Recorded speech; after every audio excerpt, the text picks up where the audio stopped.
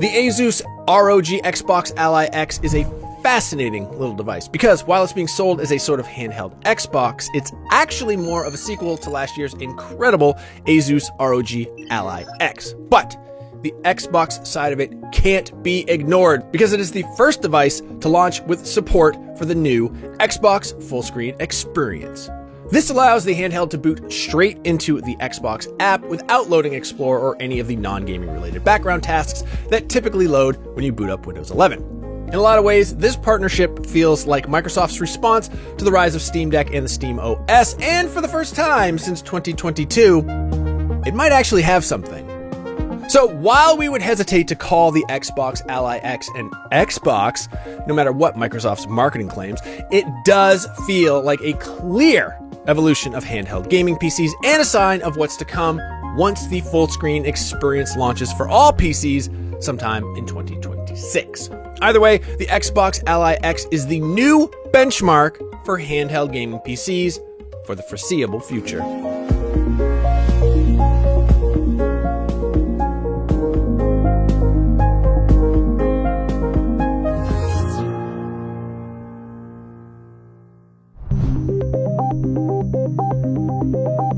Ever since the Steam Deck came out, most handheld gaming PCs have looked very similar to each other. They've been essentially rectangles with a big screen in the center and controller buttons on the sides. The Xbox Ally X also fits this, but with a twist. Two jutting plastic grips meant to emulate an Xbox controller. After using the device for about a week, we can see the vision. Because despite the Xbox Ally X weighing more than the original Ally X, it's even more comfortable, and that older handheld was no slouch either. That's because the weird controller fits more naturally into your hands and avoids the problem some of the other handhelds run into, where they start to dig into your hands after a little while. The Xbox Ally X is slightly larger than the original, measuring 11.42 inches long, 4.76 inches tall, and 2 inches thick at its thickest point. It's also slightly heavier, weighing in at 1.58 pounds compared to 1.49 pounds on the 2024 Ally X. But despite the larger size, the two devices have nearly identical button placements, save for a few radical changes. For one, the Armory Crate button is now on the left side of the display, and pressing it brings up the Asus Control Center tab, but within the Xbox game bar.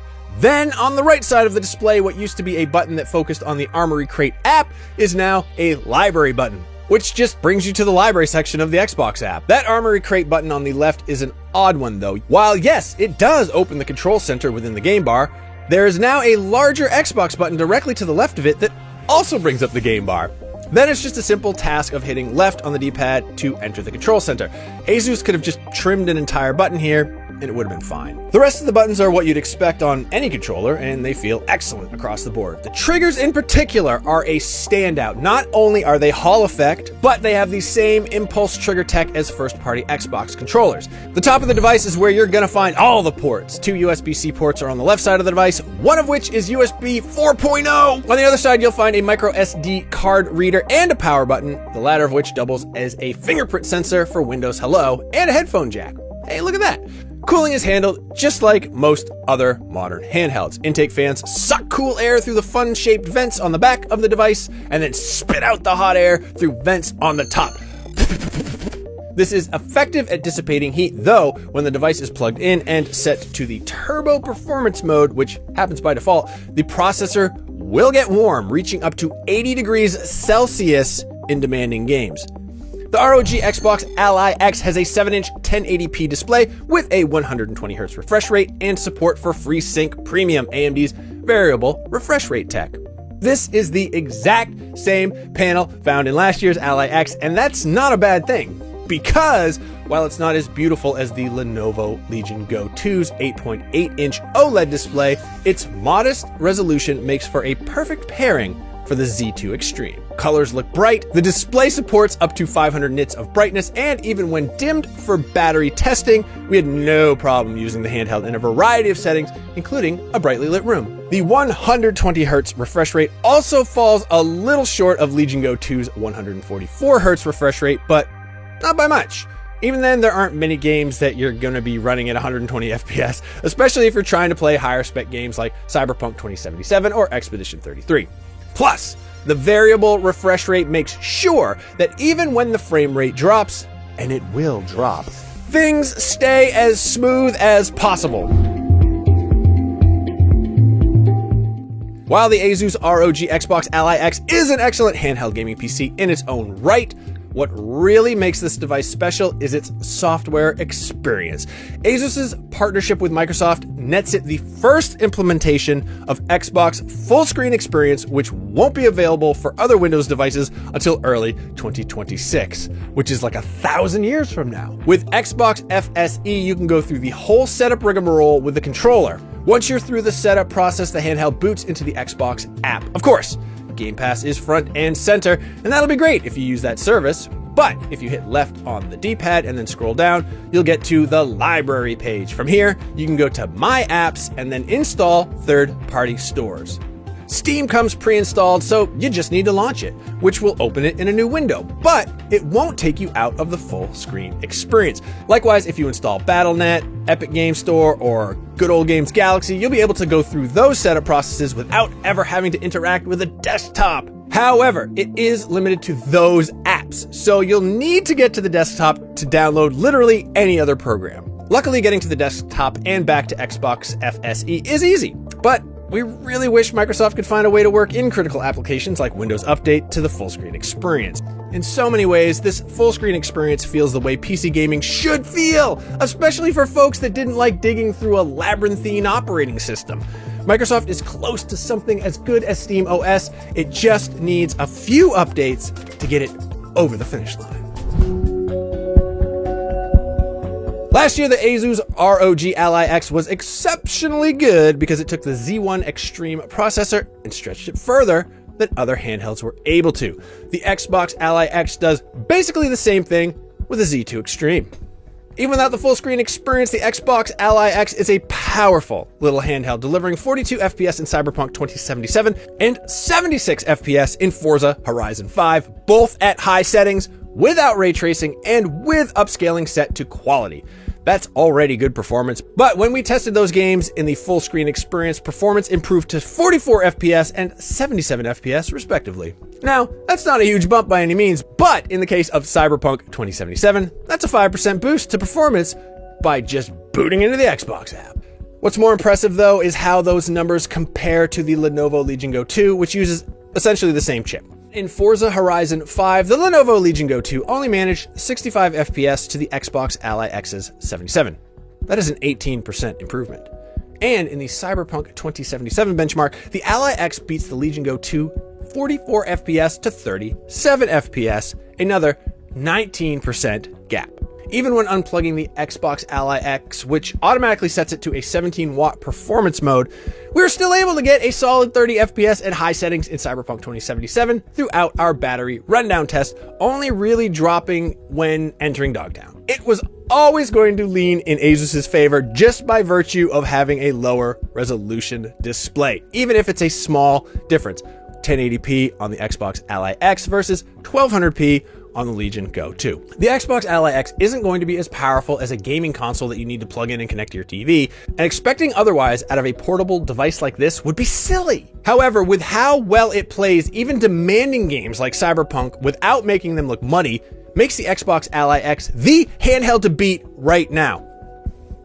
There, we said it.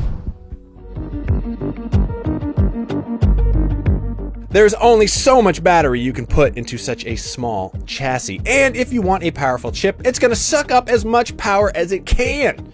But despite that, the Asus ROG Xbox Ally X is a resilient little thing. When we set a stopwatch and started running down the battery with Cyberpunk 2077, the battery lasted 2 hours and 34 minutes, beating the Legion Go 2 and even tying with the Steam Deck OLED, which has a much lower power chip powering it. We are still in the realm of handhelds only lasting a couple of hours while playing games, but a 2.5 hour session playing a demanding game is nothing to shake a stick at.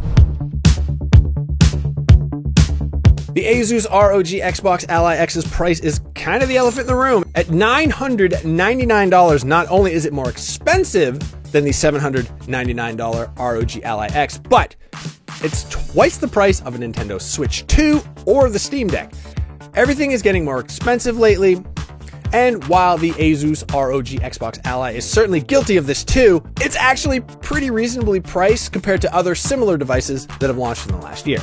That's how it is, guys. For instance, the Lenovo Legion Go 2 starts at $1099 with a weaker processor, with the Z2 Extreme model costing as much as $1,479. Then the MSI Claw A8, which hasn't even launched in the US, is out in the UK right now for £850, which is like $1,135, give or take. It's gonna be likely more once tariffs are worked into the equation here in the States. Handhelds are getting more expensive, but for devices with the Z2 Extreme, the Asus ROG Xbox Ally X is actually one of the most affordable right now. Plus, those other devices aren't launching with the Xbox full screen experience, which will put the Xbox Ally X on another level until Microsoft releases it for other Windows PCs sometime next year. The Xbox full screen experience alone would probably be enough for us to recommend the Asus ROG Xbox Ally X to anyone looking for a new handheld gaming PC. But the fact that it is so comfortable to use and performs so well is just the icing on the cake. All it really needs now is a couple of software updates to really refine the full screen experience, and it will be a device for the history books.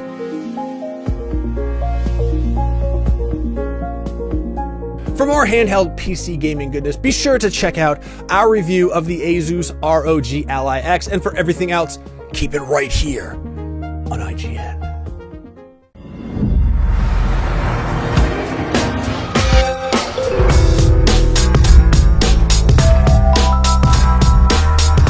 The Xbox 360 turns 20 years old on November 22nd, so what better time to look back at the games that most defined the console? The 360 was not only the most successful machine Microsoft has ever made, but arguably the most beloved one too, and for great reason. The second Xbox mixed powerful hardware with innovative, boundary-pushing, and risk-taking software to power a memorable generation that lasted 8 years, longer than any other Xbox so far. I had a front row seat to the Xbox 360 era from start to finish during my time at Official Xbox Magazine and then IGN, so here are my picks for the top 20 games that defined the Xbox 360.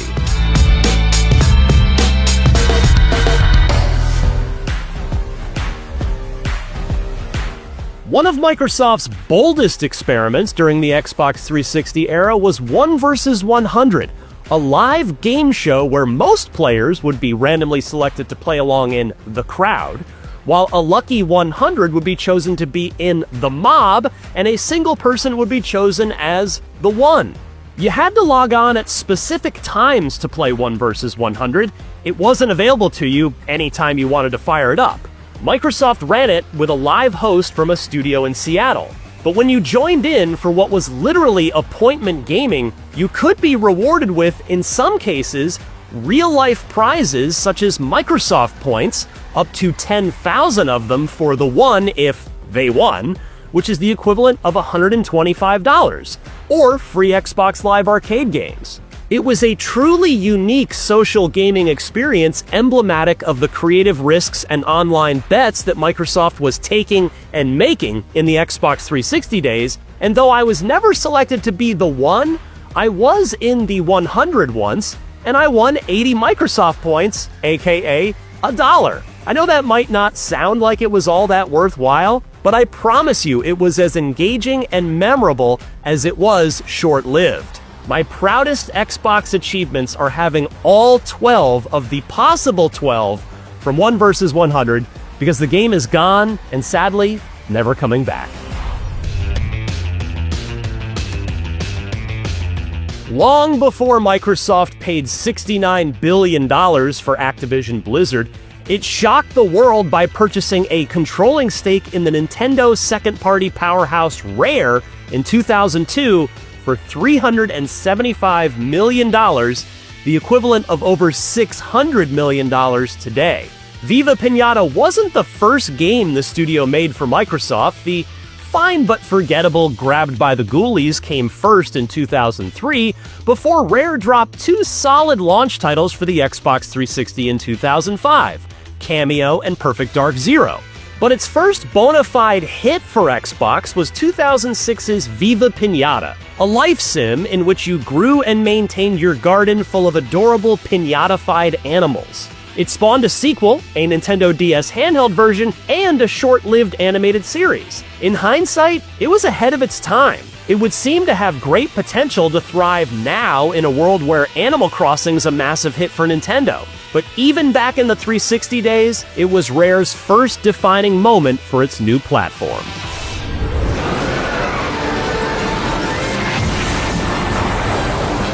No Xbox has ever successfully gained a real foothold in the Japanese gaming market, but you can't say that Microsoft never tried. Arguably, the company's biggest push came in the Xbox 360 era, when one of the biggest overtures made to Japanese audiences by the American behemoth came when it partnered with legendary Final Fantasy creator Hironobu Sakaguchi to help fund his new studio, Mistwalker. The 2 JRPGs created for Microsoft live on in Xbox lore. Blue Dragon, a cartoony adventure with art by another legend, Akira Toriyama, came first, arriving in Japan in 2006 and in the Xbox's home market in the US in 2007. But it's the second game, the darker, more serious, Unreal Engine-powered 4-DVD epic called Lost Odyssey, that showed the rest of the industry that the Xbox could go toe-to-toe with Sony and Nintendo in the JRPG department, and wasn't just a Western RPG powerhouse. No one questioned Xbox's RPG credentials after that.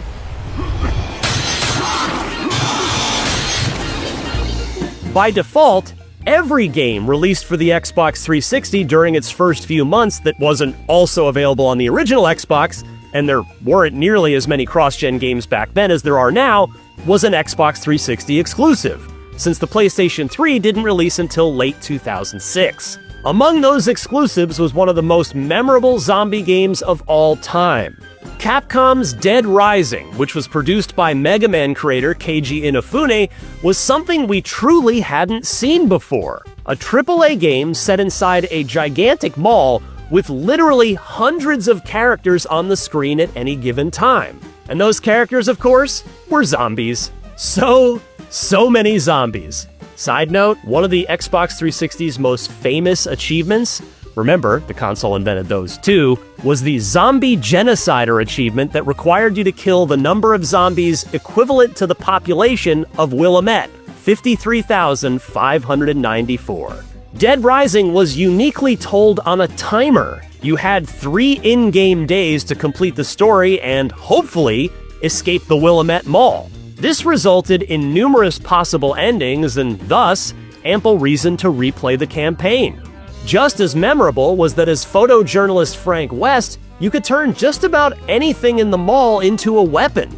But you also earned prestige points by taking perfect pictures of the insanity around you, which you'd accumulate to level up and have a better chance of survival. Dead Rising was not only one of the defining games of the Xbox 360's first year, but it showed us that the HD era was truly capable of giving us gaming experiences that we'd never had before.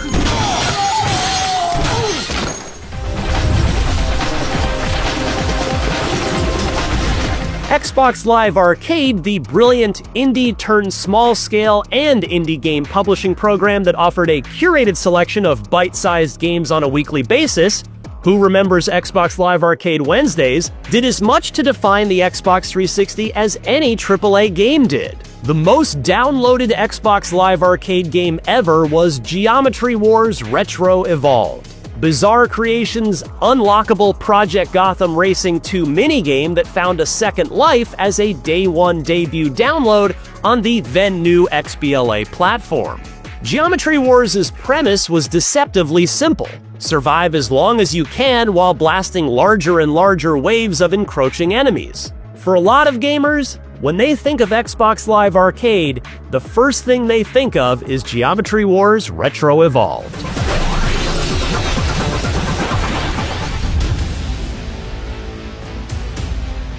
PlayStation may have had God of War, but Xbox had Ninja Gaiden. The first in Ryu Hayabusa's modern revival helped legitimize the Xbox as a viable platform for Japanese-developed games, and the Xbox 360 exclusive sequel upped the ante for the more powerful new console. It brought more weapons, more bosses, and more resolution now that Ninja Gaiden was in HD. Fun fact though, the first game natively supported widescreen way back in 2005. Oh, and it also served up a whole heck of a lot more blood thanks to the new dismemberment system. Ninja Gaiden 2's action was far more violent thanks to your new ability to slice off the arms, legs, and heads from your foes. It only augmented an absolutely sublime fast-action combat system, even if having all those additional pixels couldn't quite fix the troublesome camera. Sadly, this would prove to be series mastermind Tomonobu Itagaki's final contribution to the franchise, but at the time, it asserted the Xbox 360 as the place to go for the best of any genre.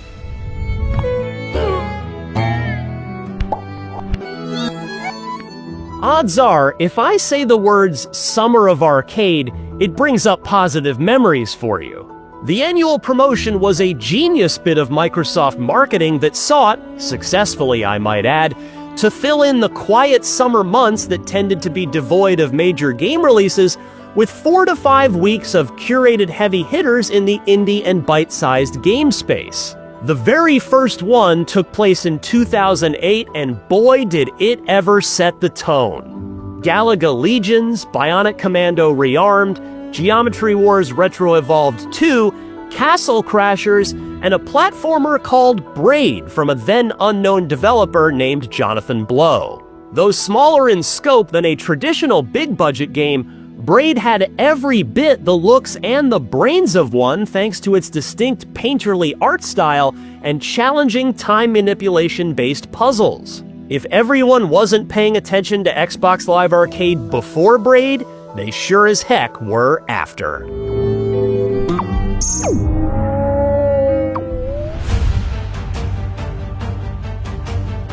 It is a double-edged sword that the original Crackdown will perhaps forever be thought of first and foremost as the game that came with the Halo 3 beta.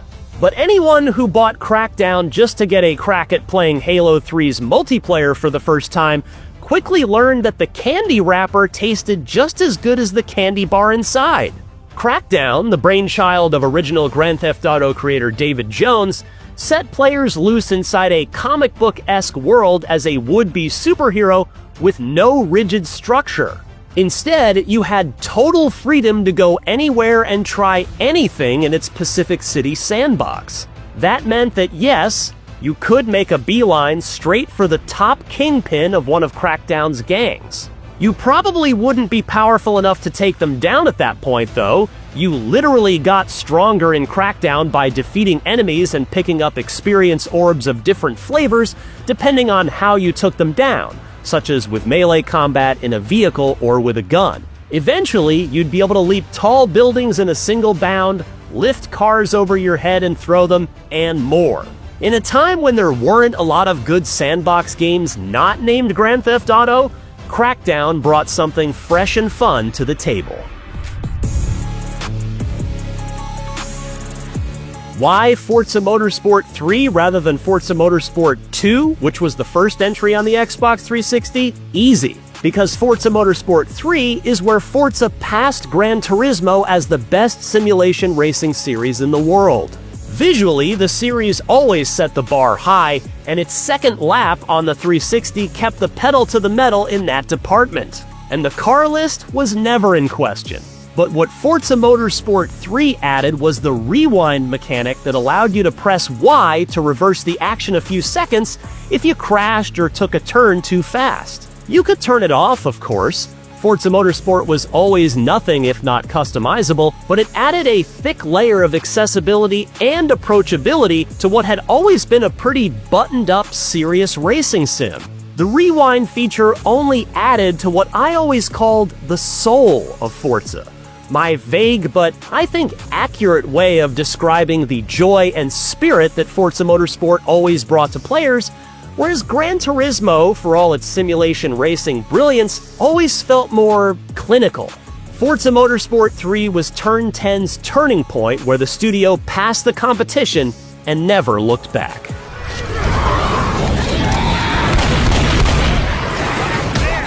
Valve and partner Turtle Rock Studios, who Valve acquired mid-development, practically started the 4-player PvE trend in shooters with Left 4 Dead, a brilliant, sometimes scary, and always replayable co-op shooter that had you proceeding through several 5-level-long campaigns, surviving waves of zombie attacks thrown at you by the AI Director, while you clamored for each map's limited resources, seeking the shelter of the safe room at the end of each chapter.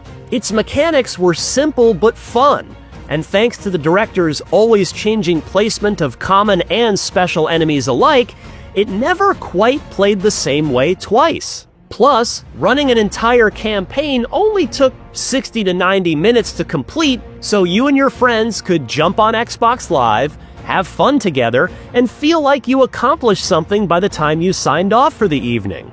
It's almost quaint to think about now in our current age of long-tail live service games that try to keep you on a hamster wheel, grinding to the next unlockable or piece of content. But Left 4 Dead both respected your time and made great use of it. Many games have since imitated it, but none have ever topped it.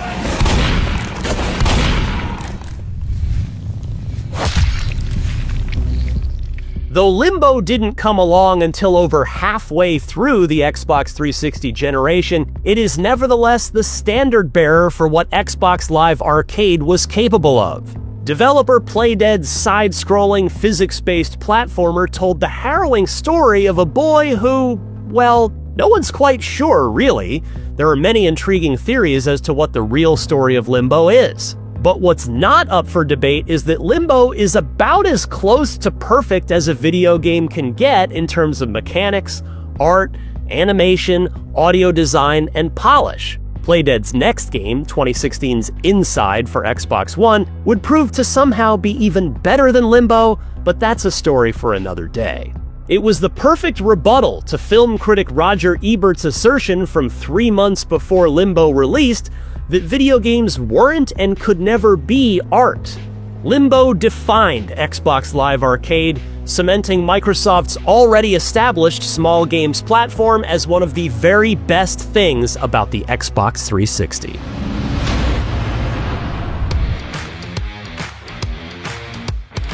If you were a gamer in the late 2000s, odds are you were either an active participant in the plastic instrument rhythm game craze that Guitar Hero started, or you knew someone who was.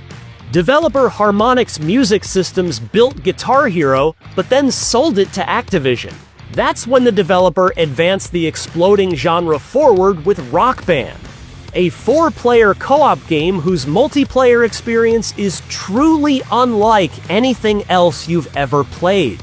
A singer, guitarist, bass player, and drummer worked together to hit the right notes as they came down the note highway, truly and emphatically delivering a convincing replica of the feeling real-life musicians have when they play together. Rock Band was truly remarkable, not just for its core gameplay and multiplayer alchemy, but also for its commitment to music.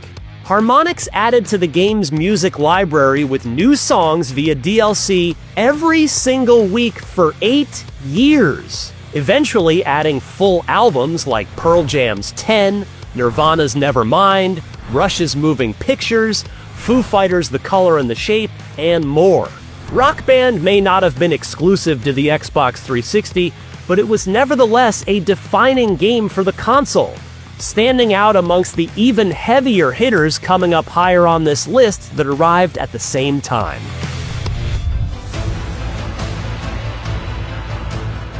Around 30 to 60 minutes into the first-person RPG The Elder Scrolls IV Oblivion, when you first emerged from the dungeon and into the open world for the first time, you spun your character around and your jaw dropped. A truly next-gen, high-definition world was all around you, and in it you could go anywhere and seemingly do anything. That Oblivion dropped so soon after the Xbox 360 launched, just 4 months into the new Xbox's life cycle, and while PlayStation gamers were still stuck on the PS2 that wasn't capable of anything that looked remotely like it, only made Bethesda's first console-on-day-one role-playing game that much more incredible. While the Xbox 360 had a very good launch lineup, nothing at the time, or really in hindsight, made you have to buy the console immediately. Oblivion changed that. You had to get a 360. You had to see this. And the gameplay lived up to the graphics. Oblivion packed dozens of hours of open-world medieval fantasy role-playing, spanning many memorable quests and locations. It was a generation-defining moment. Before BioShock, stories were mostly secondary in first-person shooters. Sure, there was Halo, but that was the wonderful exception to the rule. BioShock, the brainchild of Ken Levine, creator of the emergent gameplay classic System Shock 2, had the depth of a great book, the plot twist of a memorable movie, and the gameplay to match the very best of any action game on the market. It was set in a failed undersea utopia, the city of Rapture, where visionary Andrew Ryan's dream turned into a nightmare. As players discovered Rapture, they found it overrun with creepy monsters as well as curious little sisters and their drill-armed, dive-suit-wearing protectors, the Big Daddies. It's not hyperbole to say that BioShock elevated video game storytelling, and the fact that it was initially released as an Xbox 360 exclusive only helped further define the second Xbox as a must-have entertainment delivery box for your living room. While it wouldn't be fair to say that Fable 2 was the Xbox 360's Zelda, it was a large-scale action-adventure RPG with charm for days and a unique consequence system that would change your character's physical appearance based on how good, or evil, you chose to be. Fable 2, for the most part, delivered on the remaining promises made by renowned game designer Peter Molyneux's first attempt on the original Xbox. No, you couldn't plant a seed and watch it grow into a tree, but you could wander the world of Albion with your trusty dog at your side, battling Hobbs, leveling up by actually doing jobs, and building relationships. Yes, even romantic ones, with townsfolk. Player choice was at the heart of Fable 2, making it yet another fantastic and unforgettable role-playing game for an Xbox platform that, until the 360 came around, see what I did there? Was known primarily as a first-person shooter box. There had never been and still hasn't been anything quite like Fable, and the series was at its best with Fable 2, its first Xbox 360 entry. Nico, my cousin! I can't believe it, you're here! Welcome to America! To say that the build-up to Grand Theft Auto 4's release was a big effing deal would be a colossal understatement. The biggest franchise on Earth was going next-gen, with a brand new game engine and the power of the Xbox 360 and PlayStation 3 to allow for more open-world possibilities than ever before. And while the previous 3D games had all debuted as PlayStation exclusives, GTA 4 would ship day and date on the Xbox 360. But Microsoft wanted more than that. So they paid through the nose for timed exclusivity on both of GTA 4's brilliant expansion packs, The Lost and Damned and The Ballad of Gay Tony. Then Xbox boss Peter Moore even announced this monumental get by repeating his Halo 2 release date trick, rolling up his sleeve to reveal a tattoo of the Grand Theft Auto 4 logo. Suddenly, the Xbox 360 was the best place to play the first next-gen GTA game, and both expansions were so good that I can't imagine that anyone, be it Microsoft writing the check or players picking up the 360 version of the game, regretted their choice. Come on my mark, go. Check your corners. Shout out to Call of Duty 2, which was a day one launch title for the Xbox 360 and truly started Call of Duty's ascent to becoming the biggest non-Grand Theft Auto video game franchise in the world, but Call of Duty 4 Modern Warfare was the one that really sent the series into the stratosphere. It almost seems silly to say now, but before Modern Warfare, Call of Duty had only ever been a first-person shooter set in World War II. Infinity Ward not only jumped the timeline forward, but everything else too. The stellar single-player campaign was full of shocking moments, while the multiplayer built on top of the fast time to kill the franchise was already known for, and paired with some truly memorable maps to make it a must-play. That this hit just after the juggernaut known as Halo 3, combined with the effortlessness of connecting with your friends on Xbox Live, cemented the Xbox 360 as the place to play multiplayer shooters.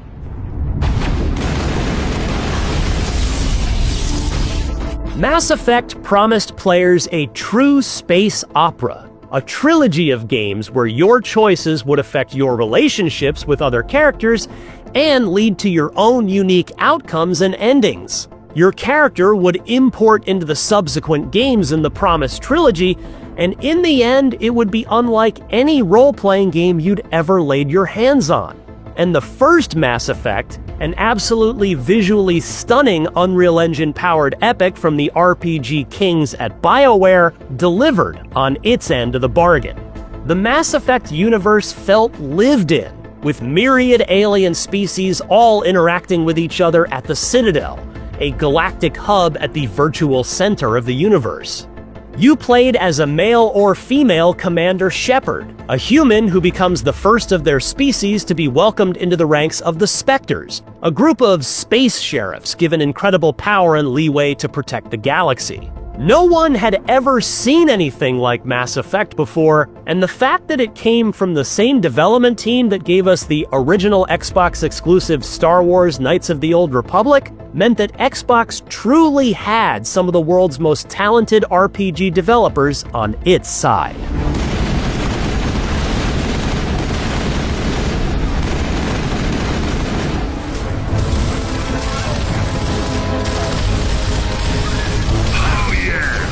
You know a game is a big deal when its developers can ask Microsoft to double the amount of RAM in the Xbox 360 before the console makes it to market, and Microsoft says yes. Gears of War was perhaps the best-looking action game anyone had ever seen when it released just 11 months into the Xbox 360's lifespan, but it had incredibly weighty third-person cover-based gameplay to match its stunning looks. Gears of War dropped us onto the planet Serra, into the middle of a war between humans and the Locust, an underground-dwelling alien race hell-bent on obliterating humanity. Gears of War is a war story, And while its active reload system, delightfully vicious chainsaw finishing moves with the Lancer rifle, and engrossing team-based multiplayer were all top shelf, it's arguably its empathetic characters that secured its place in gamers' hearts. Marcus, Dom, Baird, and Cole, Delta Squad, really felt like brothers, and we became emotionally invested in their wartime journey. It's no wonder that Microsoft later bought the franchise for $2 billion.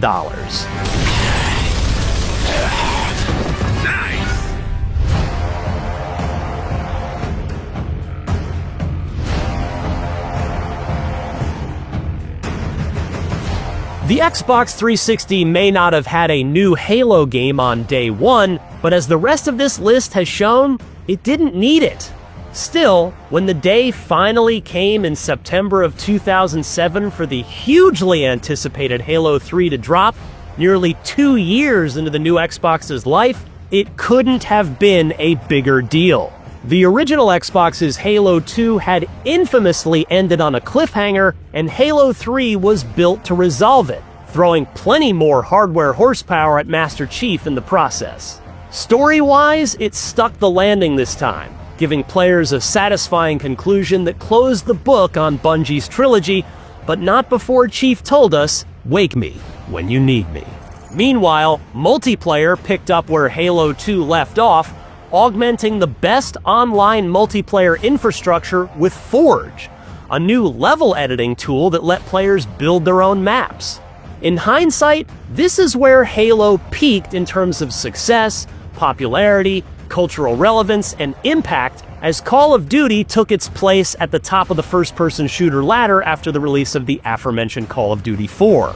But we finished the fight, and the Xbox 360 eliminated any remaining doubt as to its dominance in the games industry. It's been an honor serving with you, John.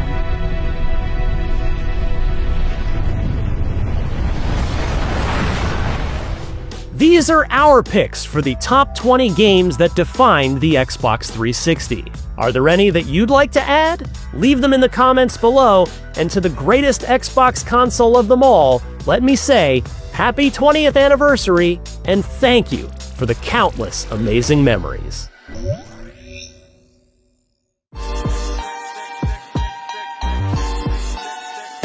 It's tough to really wrap your head around 2025 for Xbox. There were some real hits from Xbox Game Studios, fantastic day one third-party launches on Game Pass, then a whole lot of baffling moves as a platform, with multiple rounds of price increases, project cancellations, and layoffs. It was a year that constantly had our collective heads spinning. But hey, if you've been subscribed to Game Pass and playing on your Xbox Series X or S or PC, or anything deemed an Xbox this year, there was no shortage of great games to celebrate. Here at IGN, we voted across several categories for our End of the Year awards, including our shortlist of the 5 best games that landed on Xbox in 2025. And those votes have determined the one winner that represents the Xbox Game of the Year. With exclusives largely being a thing of the past, especially for Xbox, which published some high-profile games on PS5 this year, our contenders are simply what's been available on the platform this year, regardless of exclusivity or publishing status. So let's get to it by first recognizing the honorable mentions that made Xbox's year one banger after another, and then revealing the best Xbox game of 2025.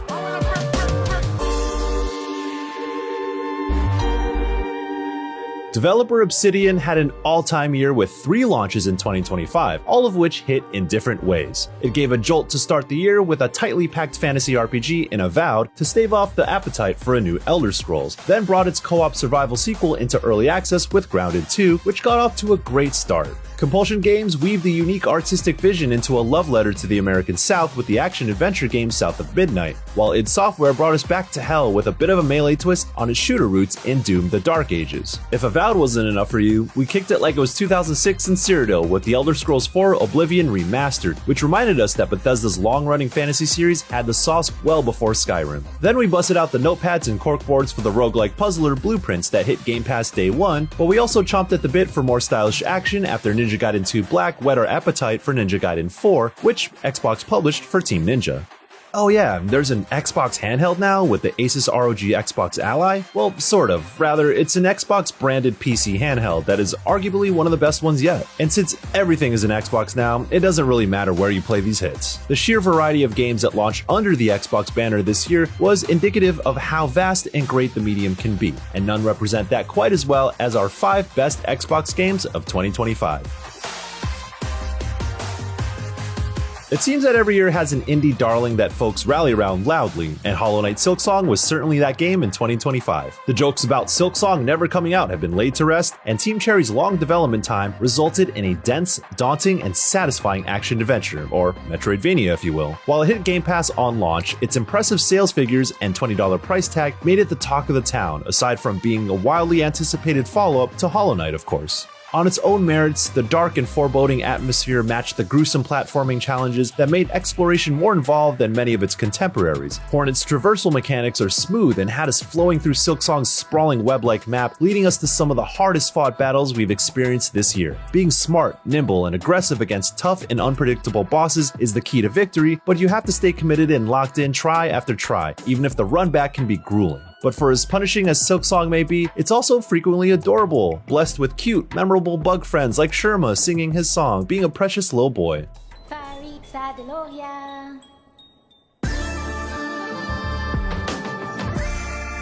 Coming off of It Takes Two, which swooped in to take the Game of the Year back in 2021 at the Game Awards, Split Fiction continued developer Hazelight's catalog of great co-op adventure games. Its premise, 2 novel writers trapped in their respective fictional worlds made manifest, paved the way for imaginative worlds and a mashup of gameplay mechanics and genres that was consistently exciting to play alongside a friend. Coordinating with your partner in puzzles, platforming, and high-speed action was a ton of fun as you phase in and out of fantasy and sci-fi worlds. Oftentimes it blends the two remarkably and packs references to reflect where its 2 protagonists, Mio and Zoe, are as creatives. And as any writer knows, that sometimes means they're not really creative themselves. But that's the thing about Split Fiction's message. Art doesn't always have to be good, but it's the process for which art is created that should be respected, and that it can't be treated as a commodity to be manufactured. And just when you thought you had Split Fiction figured out, its finale made for some of the most memorable sequences in recent memory, elevating the experience to become one of the best games of this year. If you haven't played it yet, find a friend, give him that free co-op pass that comes with the game, and see what it's all about.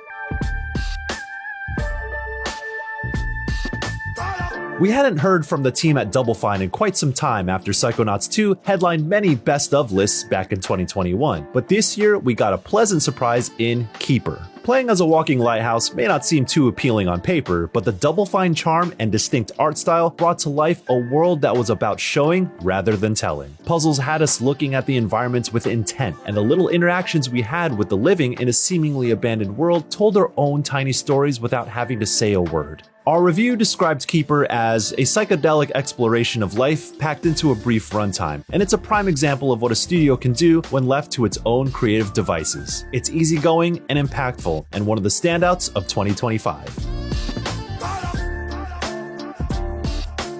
Back when we saw The Outer Worlds 2 for the first time in action earlier this year, we could tell it had the makings of a top-tier Obsidian RPG. We liked the original entry well enough, but it was just as much about creating a foundation for a new universe as it was the team trying to separate itself from Fallout while also building on the reputation it earned from New Vegas years ago. With this year's sequel, it was as if Obsidian recognized the shortcomings of The Outer Worlds and addressed almost all of them, ensuring it delivered what the studio is known for: dense, story-driven RPGs with a whole lot of interconnected systems that let you play how you want. There was a concerted effort in improving gunplay and melee combat, which went a long way in making encounters a lot more fun, but it's the deeper progression systems along with intricate level design, reminiscent of immersive sims like Deus Ex, that made the RPG experience feel so much more dynamic. The game itself observed how you play and offered tangible perks at the expense of some unusually creative debuffs as part of its flaws system, with each one offered based on your actions. Such a system is a microcosm of how The Outer Worlds 2 was better about accounting for your playstyle and showing you the consequences of how you interacted with its world. And with the universe still rooted in a dystopian satire, but with a good crew of companions and a tighter story told across much bigger worlds, The Outer Worlds 2 was Obsidian firing on all cylinders.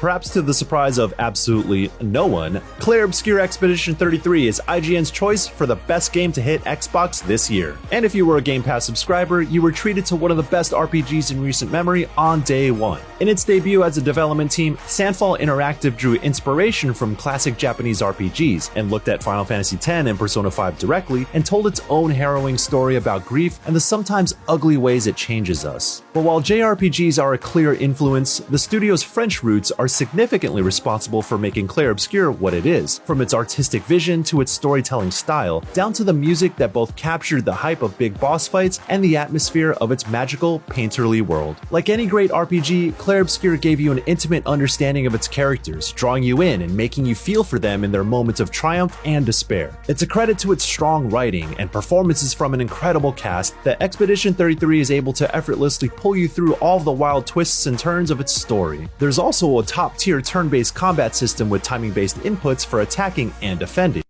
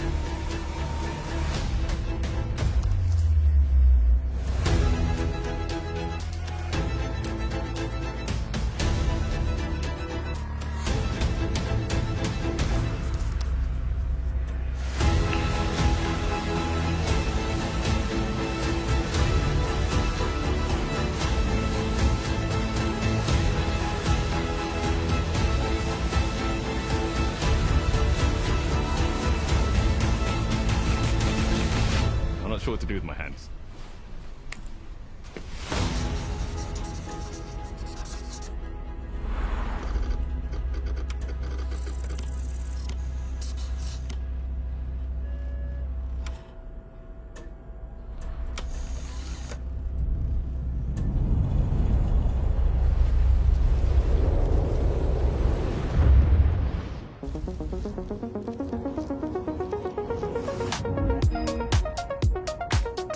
Welcome to this world-first look at Forza Horizon 6. I'm Torben Ehlers, Design Director for Forza Horizon, and I can't wait to show you what the teams at Playground Games and Turn 10 have been working on. And I'm Don Arceta, Art Director for Forza Horizon.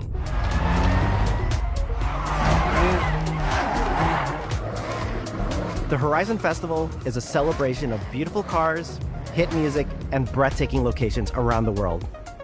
And now we're taking you to the place we've wanted to visit for a very long time, Japan. We designed a campaign that really focuses on your journey. You don't start as a superstar of the festival or a racing champion or even a rookie. You'll start out as just a tourist in Japan. Your first goal is to join the Horizon Festival by completing the Horizon qualifiers. After that, you'll rise through the ranks, unlocking wristbands as you complete races in faster, more exciting cars. At the end of each round, you must prove you're ready to move up by completing spectacular events to unlock your next wristband. These include classic Horizon showcases and our new Horizon Rush events, where you show off your skills on thrilling obstacle courses, like this one at the docks in Tokyo City. When you finally earn your gold wristband, you get access to Legend Island, an exclusive region of the world with unique events, tracks, and areas to explore, and that will be a true accomplishment. Throughout that journey, all of Japan outside the Horizon Festival is yours to explore at your own pace. So, let's talk about the location we've all been waiting for. Japan is the ideal location for our biggest, most exciting game yet. Full of beautiful landscapes and stunning contrasts of rural and urban, modern and traditional. This is our largest map, full of verticality, diverse biomes, seasonality, and breathtaking driving experiences, elevated by Japan's unique car culture. So we knew from the start that we wanted to deliver the most compelling and authentic game possible. To help us create those experiences in-game, we sought out advice and insight from people who've lived with Japanese car culture their entire lives. As someone who grew up in Los Angeles and Tokyo, both cities known for car culture, I developed a passion for cars early. I've also worked extensively supporting creative collaborations between Japanese and Western video game studios. Over the course of production, I had many conversations with the team about the nuances and the details of Japanese culture and how to reflect these in Forza Horizon 6. As an example, when we discussed naming options for the player home at Tokyo Docks, we discussed the building number, picking 7 and 8 because those two numbers are considered fortunate in Japan. In fact, these numbers are also part of a well-known Japanese proverb, Nanakorobi Yaoki, which means never give up. When our team builds a Forza Horizon game, we focus on the essence of the place, what makes it special and unique. At the start of production, our team traveled to Japan to capture reference for everything. Time lapses of real Japanese skies, photogrammetry of trees and geology, scans of roads and buildings, and things as simple as water kick-up and the way fallen cherry blossoms respond to passing cars. From these references, we then work to capture the soul of those places, adapting it for Horizon's open-world gameplay. And since Japan is home to driving experiences unlike anywhere else, that process begins with the roads. Inspired by the C1 Loop, Ginkgo Avenue, and mountain passes, like Mount Haruna and Bandai Atsuma. Then we layer in the details around them, creating a world where every road leads to discovery. For this game, we built our biggest urban area yet. Tokyo City is 5 times larger than anything we've designed before, with multiple districts, each with a unique identity. We work to create a city where every road, every corner, and every shortcut is fun to drive and a delight to explore. Seasonal change in Japan is dramatic, and these changes are widely celebrated in local culture. We've captured that in games so that you'll see those changes reflected in the world around you as you explore. That sense of exploration is at the heart of the game. Everything you find on your road trip in Japan is something for you to collect. Cars, houses, landmarks, mascots, and more, all tracked in your adventure journal. Japan's car culture is one of the reasons we've been so excited for this location. And Forza Horizon 6 will feature more than 550 cars at launch. Those cars will have new body kits, new Forza Aero, and the ability to paint liveries on windows. We've also fully overhauled our roster to be better balanced across all performance classes, from D to our new top-end R-Class for track-focused cars.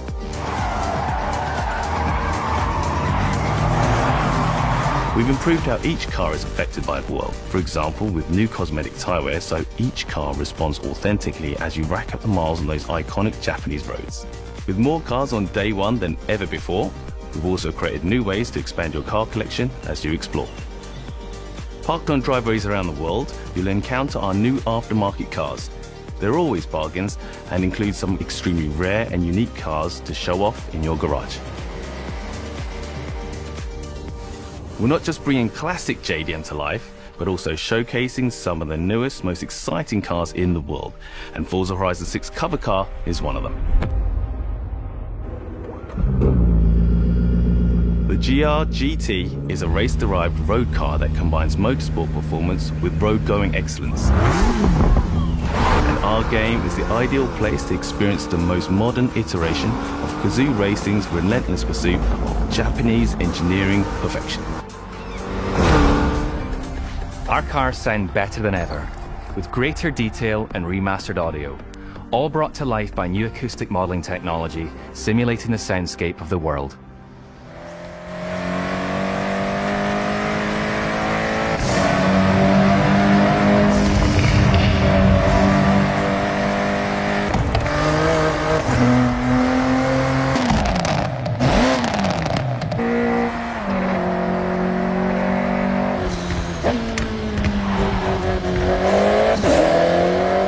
Music is a huge part of the Horizon Festival, and we're curating a diverse track list from around the world, including exciting Japanese artists, so you can choose your perfect soundtrack, whether racing, cruising, or drifting.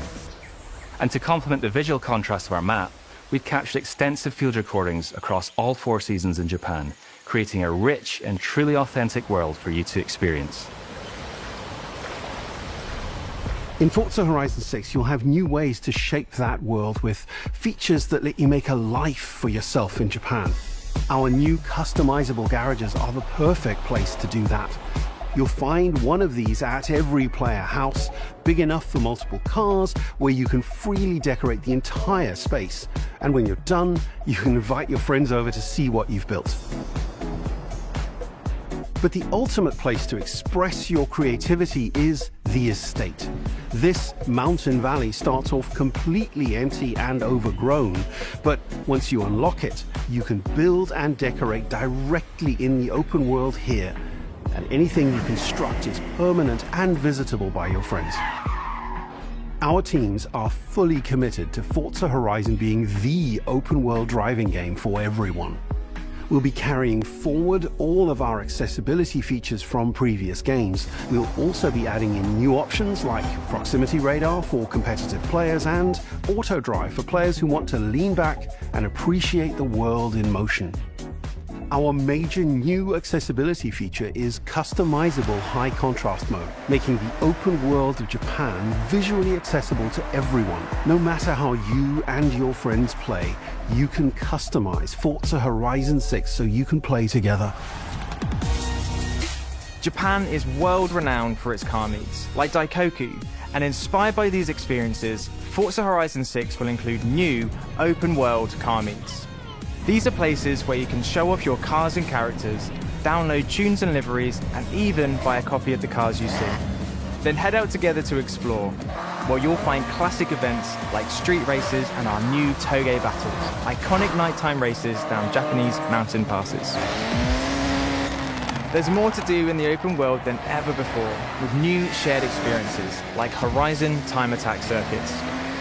These are seamlessly part of the open world, with no loads, no matchmaking, just a truly social experience with you, your friends, and the in-world leaderboard. Playing together is easier and more rewarding than ever. Forza fans are incredibly creative, making everything from liveries to race events and scenic locations to explore. To support your creativity, we've added the ability to start building from anywhere, as well as loads of other player-requested improvements, all of which are also available in the estate and the customizable garage. We also know you love to collaborate, so in Forza Horizon 6, we're making building fully multiplayer.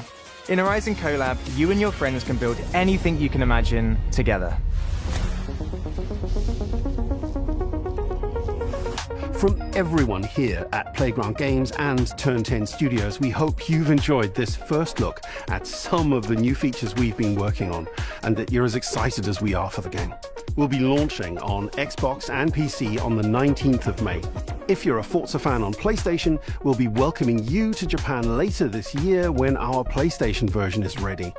For now, though, stay tuned for more updates about the game over the coming months, and thanks for joining us. We can't wait to see you in Forza Horizon 6 as we discover Japan together.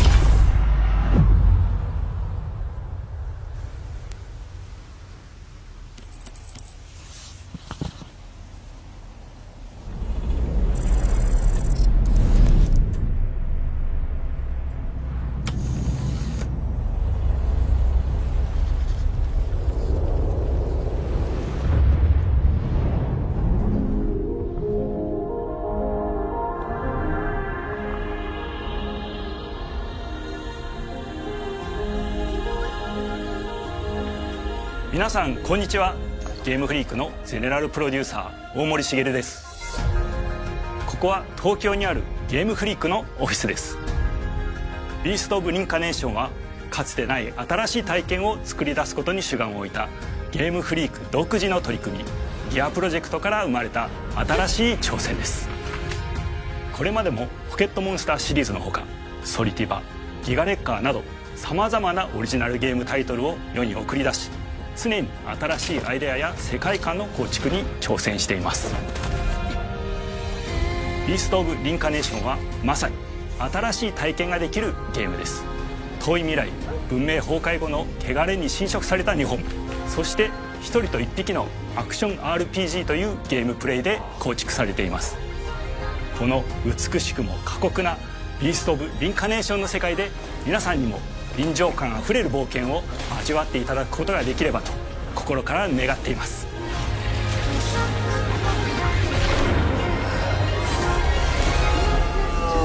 これまではポケットモンスターシリーズでバトルプランナーやサウンドマネージャーを務めてきました。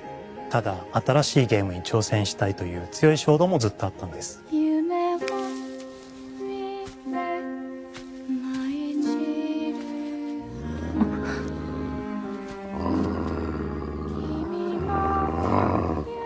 最初は黙々とそのゲームである感覚を自分の心に問いかけることから始めていました。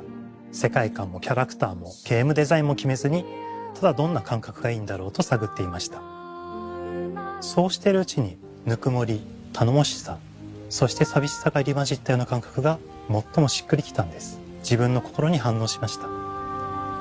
隔離された主人公エマとこの世界を一緒に旅していくぬくもりのある相棒クーもその過程で生まれました。古島からビースト・オブ・リンカネーションのコンセプトを聞いてとても興味を惹かれ、すぐに参加しようと心に決めました。長年ゲームフリークではポケットモンスターシリーズを通じて生き物やパートナーを描いてまいりました。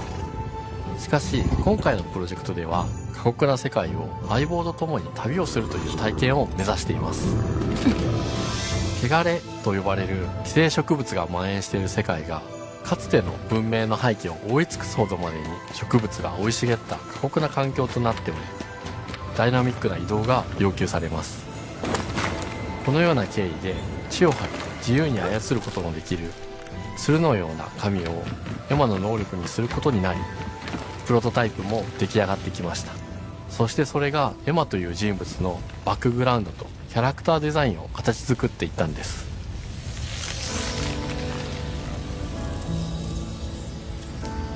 これまでゲームフリークは動植物や自然と真摯に向き合ってきました。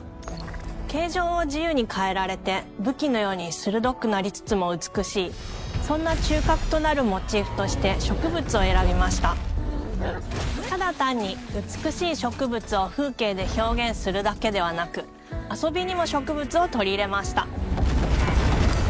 しっくりとくるモチーフを見出し、ゲームデザインとモチーフを紐付けることはポケットモンスターシリーズの開発を通じて培ってきた重要なステップです。モチーフが決まった段階でコンセプトアーティストの幸田一馬さんご協力のもと、この世界のビジュアルを形作っていくことにしました。エマとクーの姿を思い描いた時、自然に支配される世界の舞台として日本がぴったりだと考えました。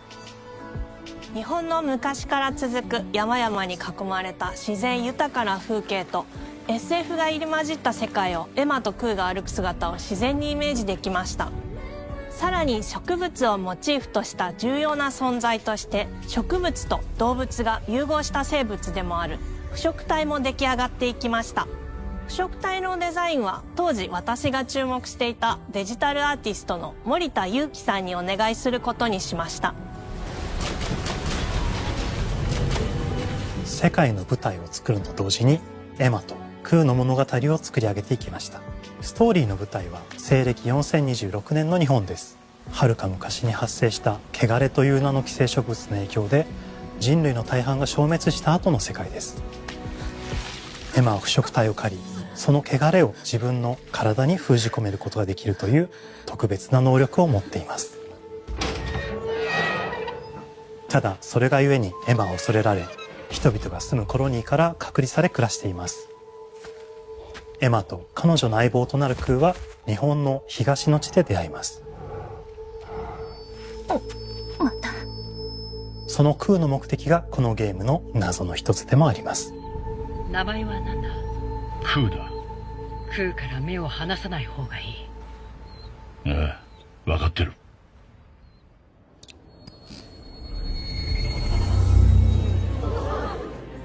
封じ後エマ、お前に輪廻の獣討伐の命を下す。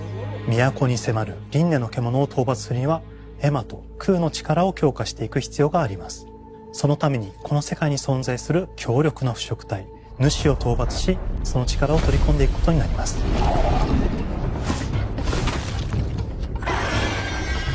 汚れを封じることができるエマにしかできない特別な役目です。腐植体はこの世界の畏怖の対象であり、最も象徴的な存在です。汚れに寄生されて巨大化していった生物たちです。エマとクーが戦う強力な敵です。腐植体は汚れを吐き、その巨体で世界を蹂躙していきました。腐植体の中でもひときわ大きい主と呼ばれる存在は、植物を操り自身の支配地域に汚れの森を呼び出します。汚れの森に入ると周囲の環境がガラッと変わります。手強い腐植体が襲いかかり、プレイヤーの行く手を阻むのです。そしてこの世界にはゴーレムというもう一つの勢力があります。ゴーレムは過酷な世界を生き残るため、かつての人間が魂を機械の体に転送した姿です。2000年の間に凄まじい戦闘技術を身につけましたが、一方で魂は劣化してしまっていて暴走しています。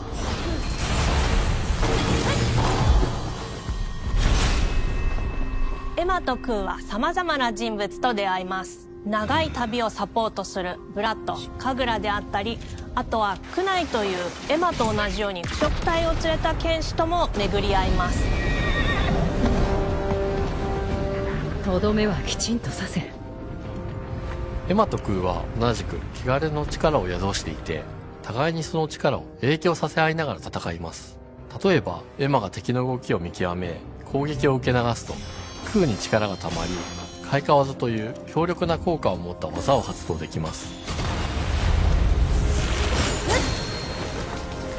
そして開花技を放てば、さらに次のアクションの選択肢に幅が広がります。例えばある開花技を使うと、エマは彼岸花の大輪を咲かせ、その大輪に跳躍して兜割りを行うことができます。また別の開花技を使えば敵を縛り、エマの強力な闘技を敵に叩き込むことができます。開花技の選択中は時間がスローになり、考える時間が生まれます。ターンベースの RPG コマンドのように考えることになります。スキルを磨くほどにエマとクーの連携は研ぎ澄まされていきます。互いに補い合う関係で2人は常に繋がっているんです。エマとクーにはそれぞれスキルツリーがあり、エマが行動すればクーに影響を与え、クーが行動すればエマに影響が与えられるようにしました。またエマとクーの親密度が上昇するにつれて装備できるスキルも多くなります。様々なスキルを組み合わせることで独自のプレイスタイルを作っていくことができるんです。さらにエマとクーを結びつける霊秘石や、エマが受け流しを行った際に発動する刀の効果を重ねていくことなどで、より奥深い戦闘ができるようになっています。遠距離だけで戦う人もいれば、ステルスだけで戦う人もいますし、常にエマで戦闘を仕掛ける人もいれば、クーを先行させて戦わせる人もいます。エマとクーでどのような装備でどのような霊秘石と組み合わせて戦うのか、プレイヤーの皆さん次第です。皆さんがどんな意外な組み合わせを生み出すのか、今からとても楽しみです。遥か昔に汚れに追い尽くされた美しくも過酷な新たな世界。企画構想から6年間、私たちはこの世界に数えきれない秘密や奥深い魅力を散りばめることに全力を注いできました。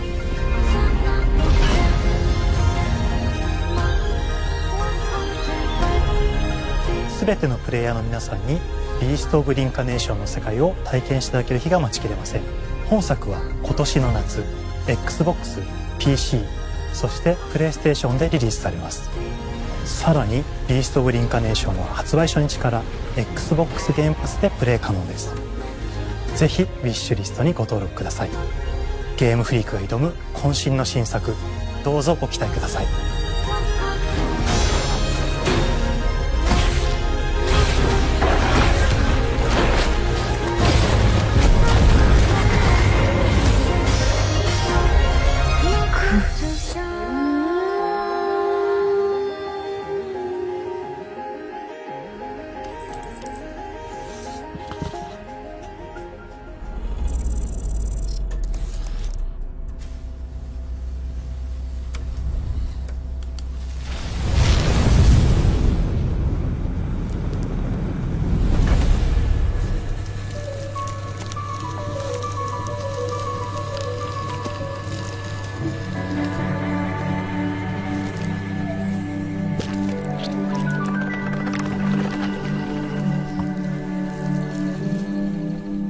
Oh, hello. I'm Tim Schafer, founder and studio head of Double Fine Productions, and this is Elizabeth Larkin, senior tools programmer and junior in-house ceramicist. At Double Fine, we try to take a little time every so often and create quick game prototypes. Anyone in the company can pitch a game idea, and we have a vote on which ones we want to try to make. We forget the projects we're currently working on, basically get amnesia, and we do this for 2 weeks. That's a fortnight. And we build a few of these experimental game prototypes. We call this process Amnesia Fortnight. We've had all sorts of great ideas come out of this process. It's just like this clay. With a little bit of pressure and creativity, something interesting is created that wasn't there before. Our next game came out of Amnesia Fortnight. It's all about encouraging you to create with others, and then use what you create to destroy each other.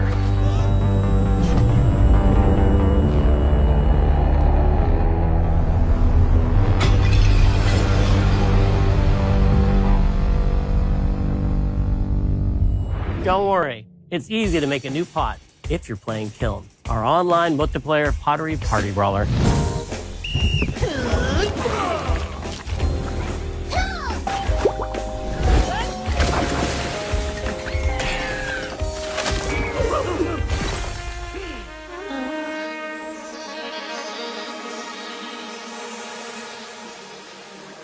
We love to explore new and original ideas here at Double Fine, alongside last year's Weird But Chill Game Keeper, featuring surreal and dreamlike exploration.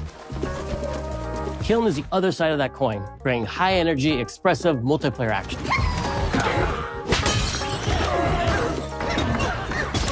You'll get a chance today to see how we're continuing to foster our spirit of creativity with this next game. Derek Brand spearheaded this pitch, and he's here today to talk about this fully realized Double Fine experience he's leading with his team. Kiln is a multiplayer party brawler, and is just as much about the act of trading with your friends as it is fast-paced competitive destruction. We built this game to respond to your creative design choices, as well as your relentless cruelty to anthropomorphized clay pots.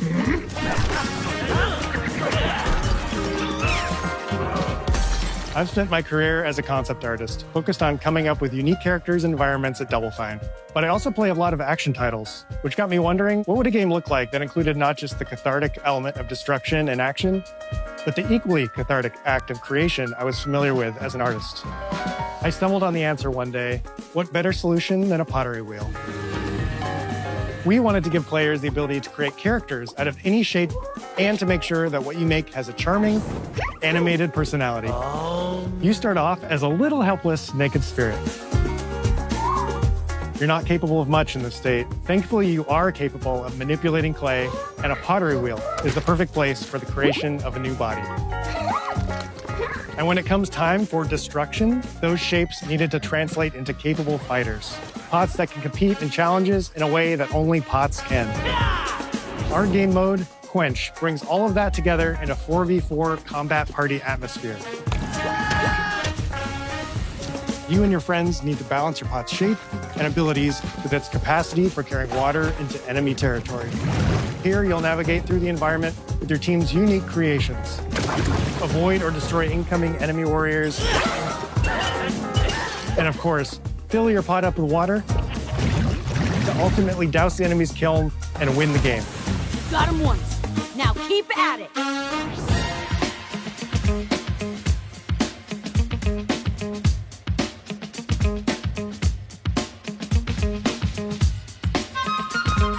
With Kiln, we wanted to give players what we know they've always wanted from Double Fine.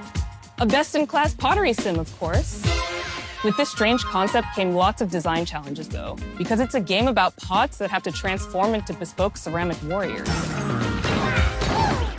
We had to figure out how to make an art tool, a character builder, and a loadout system all together, while keeping the whole experience approachable for anyone, not just pottery masters. After many iterations balancing simulation with arcade-like simplicity, we landed on a design that lets you feel like a master potter who can easily make any pottery shape you could dream up, even if you've never seen a potter's wheel. It's weirdly satisfying. We've carefully married the clay technology with the behavior of the sculpting tools and controls to make sure anyone can pick it up in seconds. Refine it with sponges, shapers, and straight edge tools to get specific and make it yours. As you sculpt, you'll notice the game recognizing the different shapes you've made. It'll automatically detect when you're shaping things like cups, vases, bowls, and many more. So that means we had to ask ourselves, if I was a vase, and this vase that I just made was now my body, what can I, as a vase, do?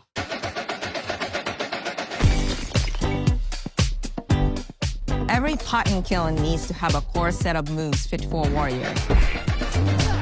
To run, jump, attack, and roll.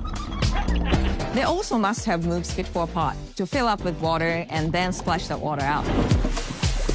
Each shape has its own unique way of performing these moves. And because your shape matters, the animation team has taken on the challenge of bringing those different pot shapes to life in surprising ways. In addition to these core moves, each shape also has its own special attack, which we push to be the most fun and over-the-top moments in the game. Cups popping popcorn, bottles turning into swords, jugs blaring like megaphones, plates flinging pies. Everyone's shape is doing something different and exciting.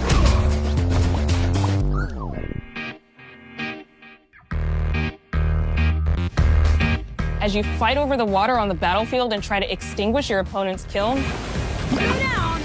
One to go. you'll have to pay attention to each map's unique nuances.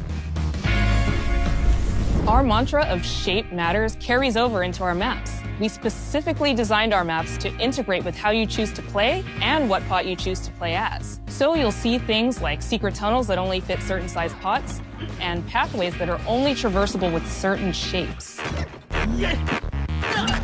You'll fight on fractured, floating pieces of ancient history, like an ancient Greek nightclub fit for Dionysus. It's even got a dance floor. Navigate Athena's giant strategic war map, inflating sponge warriors with water to rearrange the battlefield to your advantage. Fight in the Egyptian god Set's dingy punk venue, complete with a mosh pit where only one pot can emerge unbroken. Leverage your unique creations. Everything from your size, your capacity to carry water, your speed to cross the battlefield, and other choices you can make will define how you want to approach your playstyle. Do you want a team full of large cups, maximizing your dousing potential? Go back down, baby. Or a team of tiny ninja saucers ready to quickly smash up anything that gets in their way? Or a unique combination you've discovered that balances power and splashability? If you're skilled enough to end up at the enemy kiln with lots of water, you can unleash a powerful super splash ability that does tons of damage and makes the kiln vulnerable to further attacks, letting you and your team dunk on the enemy kiln to either win big or turn the tide and make a comeback. And that is how it's done. At the end of a round, the cycle of creation and destruction loops around again, and now you're back in the wedge, a multiplayer lobby where you can hang at the wheel and make something cool with your friends. You've just earned XP points and chips from battle. Now you can load up on art supplies and expand your pot-making options. I think of the game being so much about the fighting, but when people play it, they just want to create all day long. Our decoration system was designed to support your creativity. As we did with the design of the sculpting process, we looked to the pottery studio for inspiration. We found ways to translate the experience of adding spouts, lids, and handles, as well as glazing to kiln. Every design choice we made ultimately serves the goal of enabling a near infinite range of possibilities. We can't wait to see what your favorite designs are. It's all about my pizza party themed small jug. It becomes a drill that can dive under enemies, and it pops up with a special delivery of destruction. I love a medium jug, a simple handle, a 2-layer watermelon glaze, and I'm ready to bring the good vibes into the chaos. My favorite is the large vase. It has a UFO-like animation, and it's great for team defense and protecting your Bix. Hands down, the best pot shape is a small bowl. It's perfect for sneaking past enemies. Plus, its ice cream theme special is so cute. One of my favorite warrior pots has to be the medium base. It's decently fast for invading enemy players and matches. The decorations really make it shine. A curved elbow spout, Cupid's handle, some spiked charms with a rainbow glaze, and one butt sticker. You can't go wrong with butt stickers. My favorite pots use the absolute most material possible to make the biggest pots possible. I call it tiny. Whichever pot you decide to create, whether you're a budding artist or a seasoned gamer, you'll be fulfilling your pottery power fantasies when Kiln launches in spring 2026 on Xbox, PlayStation, and PC. This is just the beginning of the pottery party as we bring regular updates throughout the year with expanded decorations, new activities and game modes, and much more. Creating is more fun together, and we'd love your help sculpting this experience. Be on the lookout to throw down with fellow Double Fine fans and join the Double Fine Action Insiders for an even earlier look and a chance to play in our closed beta very soon. You want me to say it 5 times? That's mean. Am I supposed to? Okay. This game is called Kiln, an online multiplayer party brawler, online multiplayer party. Never do it twice. Okay, I can do it again. Online multiplayer party brawler. It's getting better. Online multiplayer party brawler.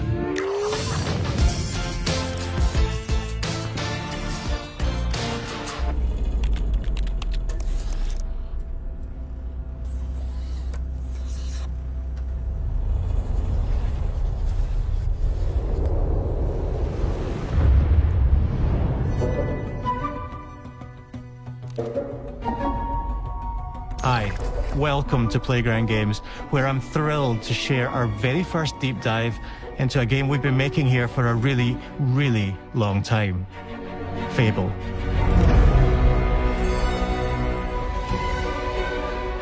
Playground Games is renowned for fun, immersive, and visually stunning open-world experiences. Since 2010, we've been developing the Forza Horizon series right here in Royal Leamington Spa, a charming little town in the middle of England. As Horizon has grown, so have we. Over the past few years, we've built a new team to carry that reputation into a new genre that we are incredibly passionate about. Fable is Playground's first open-world action RPG, and we couldn't be more proud to be carrying on the work of the legendary Lionhead Studios, the original creators of the franchise. And although our game is a new beginning, I think what we're making is really faithful to the spirit of the classic Lionhead trilogy that we all love. At the heart of our game is a simple, recurring question. What does it mean to you to be a hero? Our game is about choices and their consequences. It's packed with action, drama, British humour, moral dilemmas, and quite a few chickens. All of this combines in a fairy tale which could only be Fable. In classic Fable fashion, you begin the game as a child, growing up in the sleepy rural village of Briar Hill. It's here that in a moment of extreme danger, your heroic powers first emerge, and we discover that you are Albion's first hero in a generation. But not long afterwards, disaster strikes, and the people of your village, including your beloved grandma, are turned to stone by a mysterious stranger. Suddenly alone in the world, you'll set off on an adventure which will change Albion forever. Venturing out into the world is a huge moment, because this is Albion like you've never seen it before. Idyllic rolling hills, magical forests, bustling villages, sleepy hamlets, oversized vegetable patches, and stunning vistas. And because our Albion is truly open world, for the first time, you'll be able to explore this rich and detailed world seamlessly, with the freedom to go where you want from early in the game. We can't wait to welcome you back to Albion's iconic capital city, Bowerstone. Home to Fairfax Castle, the old clock tower, and the legendary Heroes Guild. It's a huge city, full of contrasts. Rich and poor, nobles and commoners, royalty and criminals. You'll spend plenty of time here during the game, as you discover the secrets of the Heroes Guild and its reclusive guildmaster, Humphrey the Golden.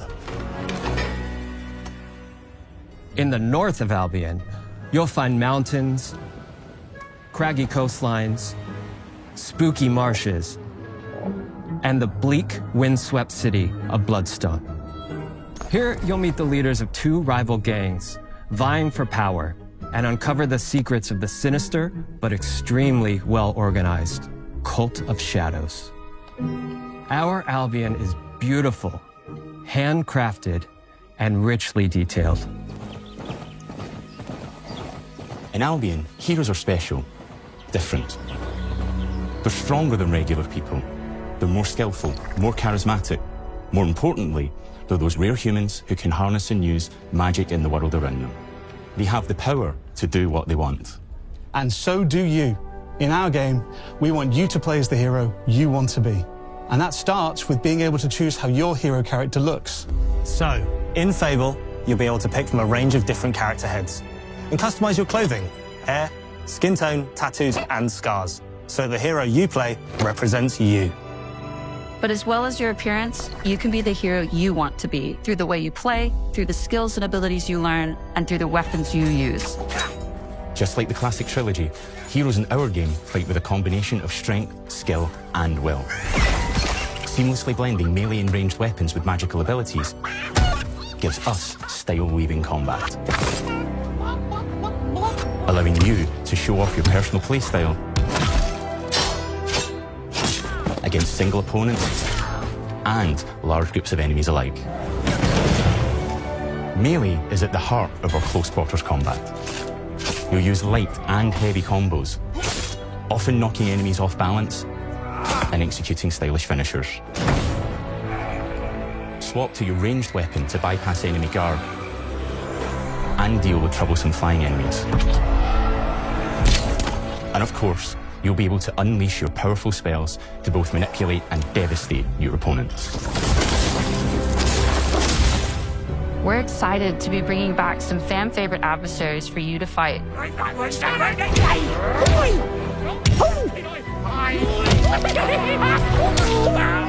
Hobbs are back, as are Balverines, Hollowfolk, and Trolls. And we're adding brand new enemies too, like this fearsome cockatrice, a giant fire-breathing chicken. Each enemy family is different, with their own weaknesses to exploit and defenses to overcome. But with all the unique tools in your combat toolbox, how you defeat your enemies is up to you.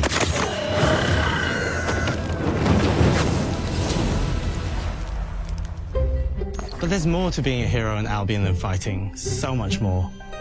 When we talk to people about their favorite memories of the original games, so many of their stories were about the stuff you can do when you weren't just being a hero.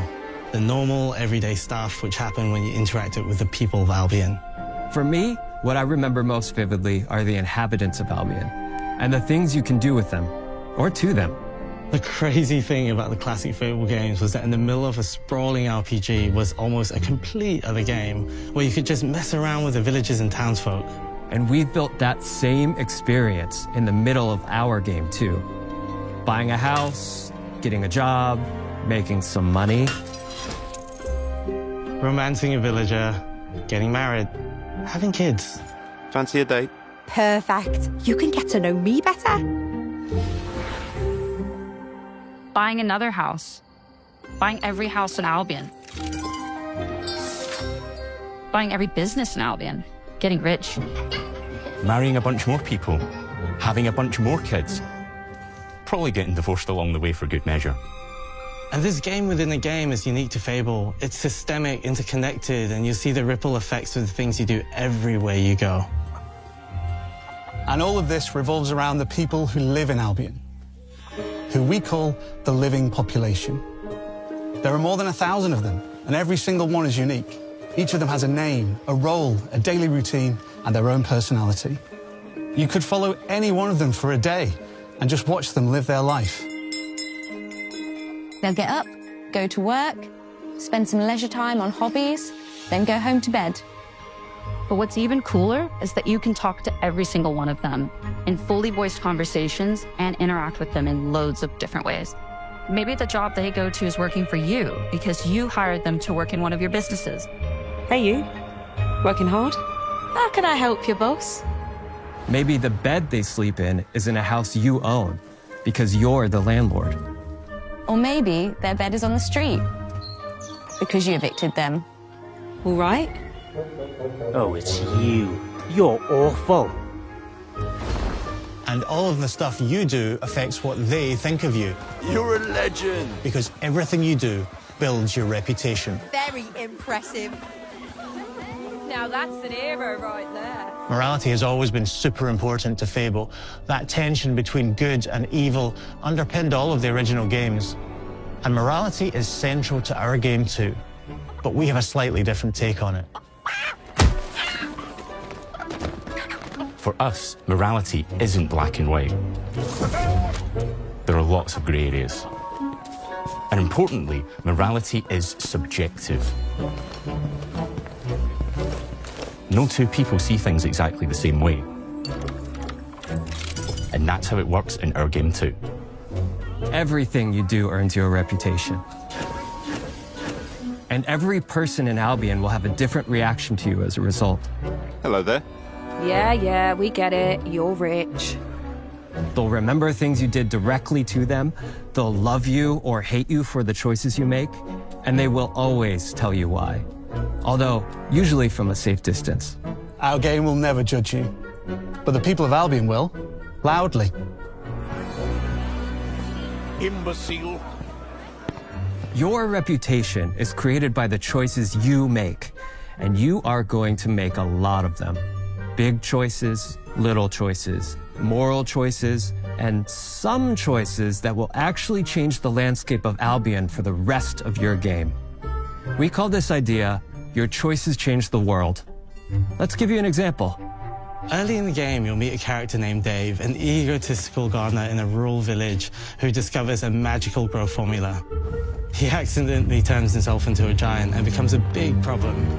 It'll be your job to deal with him, and ultimately it will be your choice whether to kill him or to spare him. If you kill him, his giant corpse will lie on the farmland just outside of town for the rest of the game. And that is going to affect house prices. It will also affect what a lot of the villagers think about you. Especially Dave's sister. In Fable, the choices you make will define you. What does being a hero mean to you? At Playground Games, we've built a pedigree for beautiful, immersive, open-world experiences. Yes, they've typically involved sports cars, but this is a passion project for all of us here. Every member of this team, which we've built from scratch, has two key things in common: a deep love for the franchise and a burning desire to bring it back. We're making this for Fable fans just like us, but also to introduce Fable to gamers who've never played the series before. It's been great to finally tell you a little about the game we're making. There'll be much more to share as we get closer to our launch. I'm excited to tell you today that Fable is coming to Xbox, PC, and PlayStation in autumn 2026. From all of us here, thanks for watching.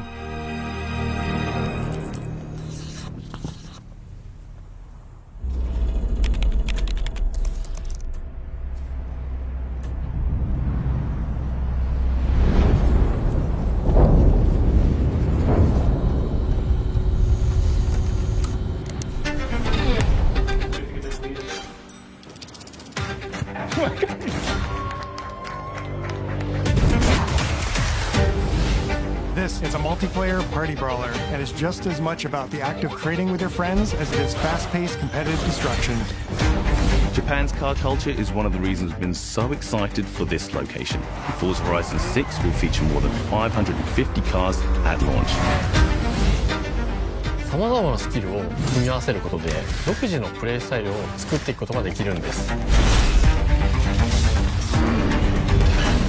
You can be the hero you want to be through the way you play, through the skills and abilities you learn, and through the weapons you use.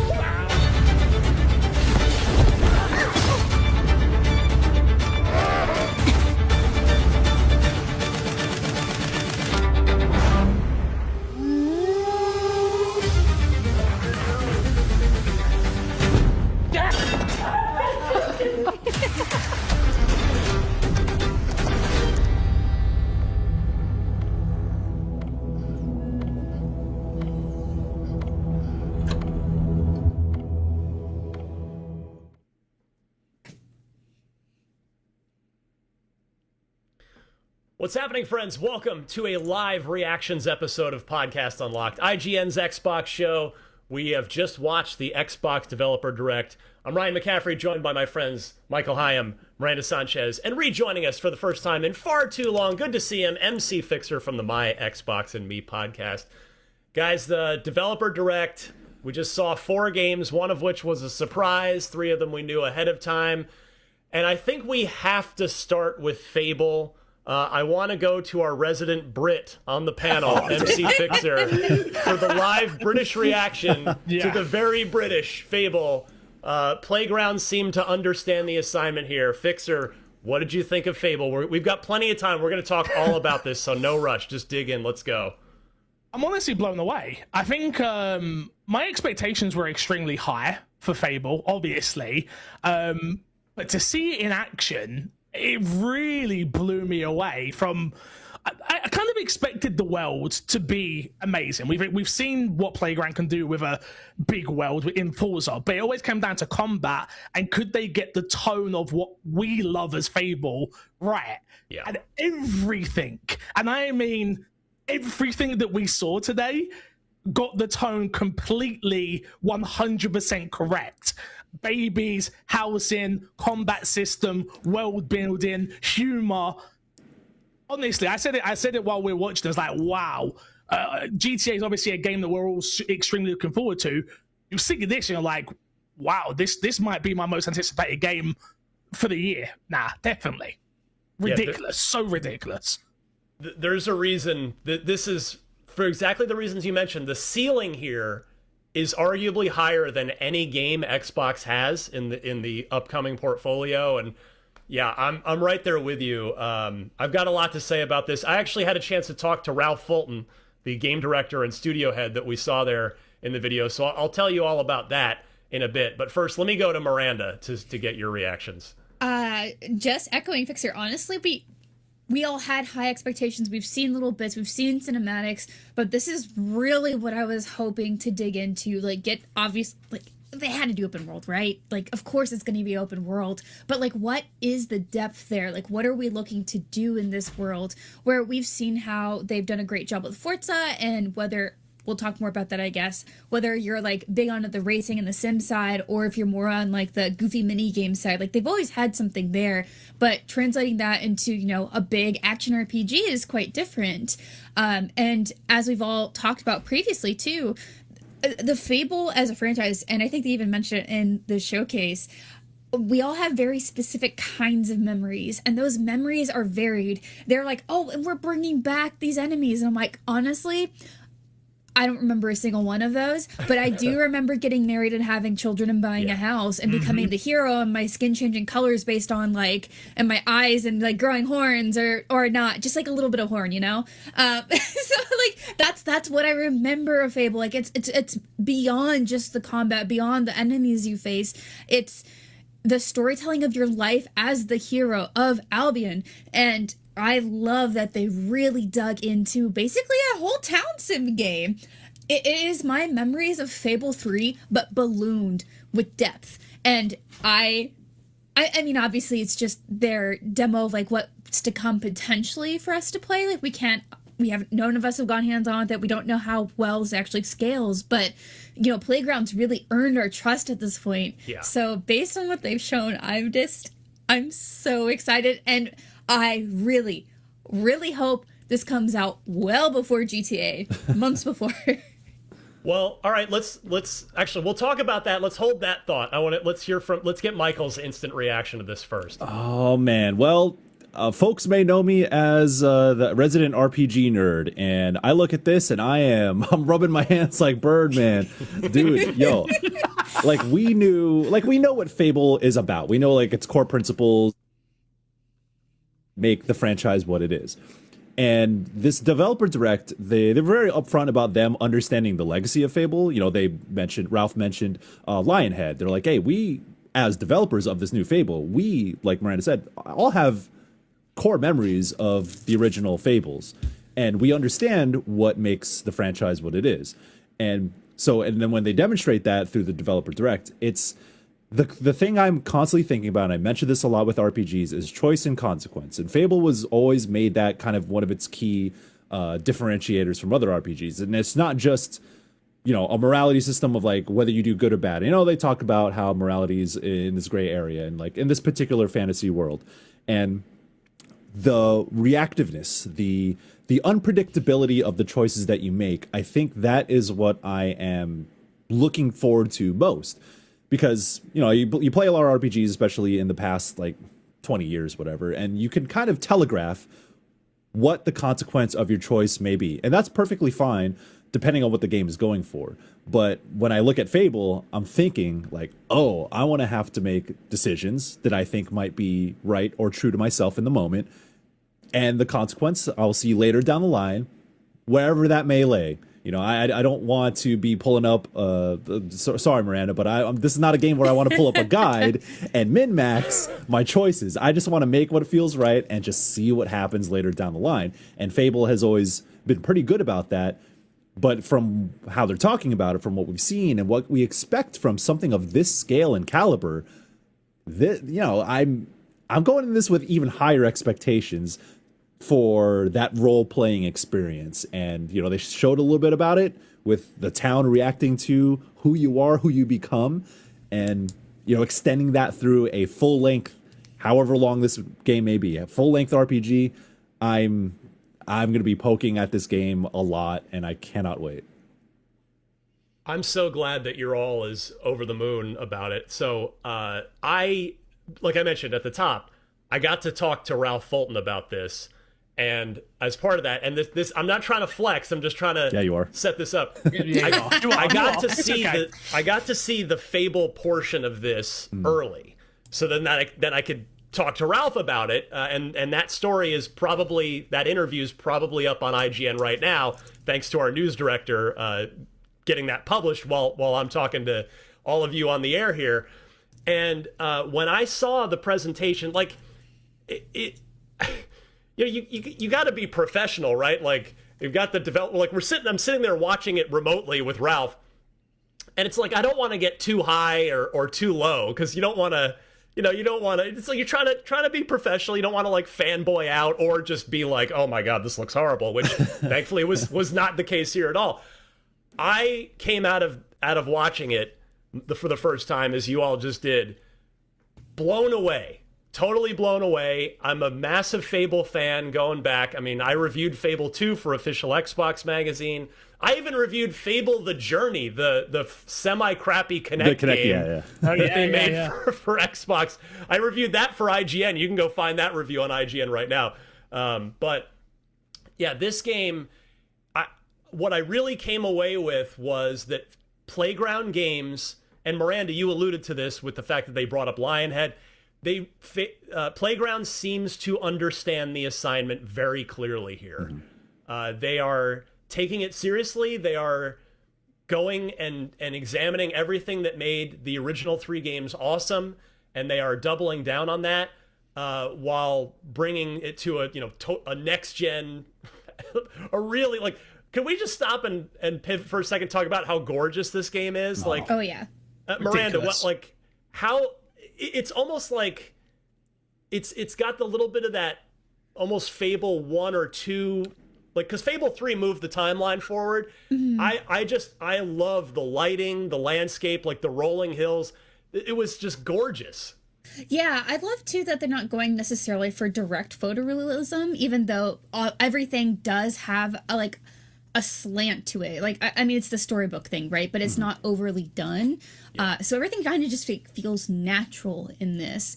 And goodness, it's lush. That's what I think is most exciting for me, at least in this part. We've only seen, really just this sort of kind of like lush, gardeny, overgrown forest area, and I'm really curious to see how it's going to translate to other places. I say that, but then I'm like, listen, I've played Horizon, I've played Forza, like, it's gonna look great. That's what we know. It's gonna look great, and I think that's what they're really showcasing here. And another thing I really love is like the detail of everything. Like there's just little crates and barrels and candles and wall hangings and moss, and just everything feels so built out. Like this is a place that actually has people in it, And that's something I think sometimes with open world games you'll sort of miss, where it's just, I've seen that true before. But it's not because I've been here before, it's because I just saw it already, which makes sense, right? You can only do so much with assets, but you can definitely see how they're leveraging their abilities to really make a deep world that feels alive, or at least looks alive, and implementing it here. Yeah, Michael, on that note, talk about your reaction to the 1,000 plus NPC population. Yeah, you know what? I that's the thing I wanted to talk about next, because you play a lot of open world games, or you play a lot of RPGs, and sometimes the worlds feel static, and that's fine. That it serves a certain direction that the game wants to have, or like the specific story it wants to tell. Going for a more free-form open world, or where townsfolks have names, they have personalities, and they individually react to who you are, is it's, even to this day, it still feels like that's something that is too good to be true. Like, it's like, are you really going to do that? And like, games have tried it before, and like Fable as a franchise has tapped into that at certain points in their games. But I think to this scale, to this level of detail, I don't know how big Albion is going to be in this game, how far-reaching that is, and how deep are those character reactions going to be. But the idea of these characters having schedules, you're going to see them go to work, and you see them walking the streets. They're going to go out to restaurants and all that. It's these finer details that I'm a little skeptical about it working, but seeing it, they actually showing it in actions, like this is like the logical extension of what Fable has always tried to be, and has been successfully in certain parts. And that kind of goes back to what I remember most about Fable, is that I do remember of it being a living world. Like, this is a place where, in some ways, it reminds me of the Yakuza franchise, where I can jump into the game, not even do a single main quest or even side quest, just exist in that world and enjoy my couple hours that I spent in it, and realize like, oh, I didn't progress the story at all. I was just living in that world. And I'm already watching this here and be like, oh, that's the kind of world that I want to live in. Something where it doesn't revolve around you. Like, your actions don't dictate every single part of it. Yes, you are the hero, you are the central character, but everyone else has lives, and you can see them living that life.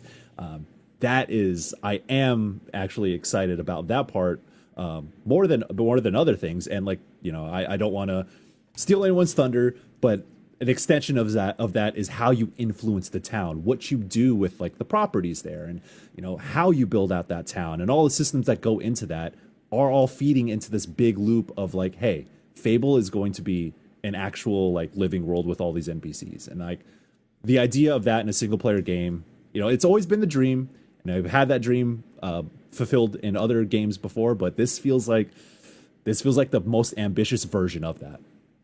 Well, I can tell you that doing what we do, and just being gamers in the modern age, there's an inherent level of skepticism with some of these big claims, right? And so when I got to see this, and then I got to talk to Ralph, one of my questions for him was, well, are these 1,000 NPCs procedurally generated, and he said no, they are all handcrafted. Ooh. So wow. Okay. Everyone that is make awesome. 20 NPCs. Fixer, did you appreciate that at one point within the reputation portion that the very British term twat was used? Yes, yeah. I think it's written all over this game, though. The Britishness, to be honest with you, yeah, it really is. You can tell that it's made by the right people, and I think that's the most important thing about this game and about this franchise. If we were going to get a new Fable, it had to be done in the right way. It's down to like even things like the UI and things that I'm looking at, and I'm like, there's humor in that. The way certain things are popping up, tycoon, rich, you can imagine the amount of Britishness that's going to be all over this game, to be totally honest with you. Twat being one of the things, amongst many others, I'm sure.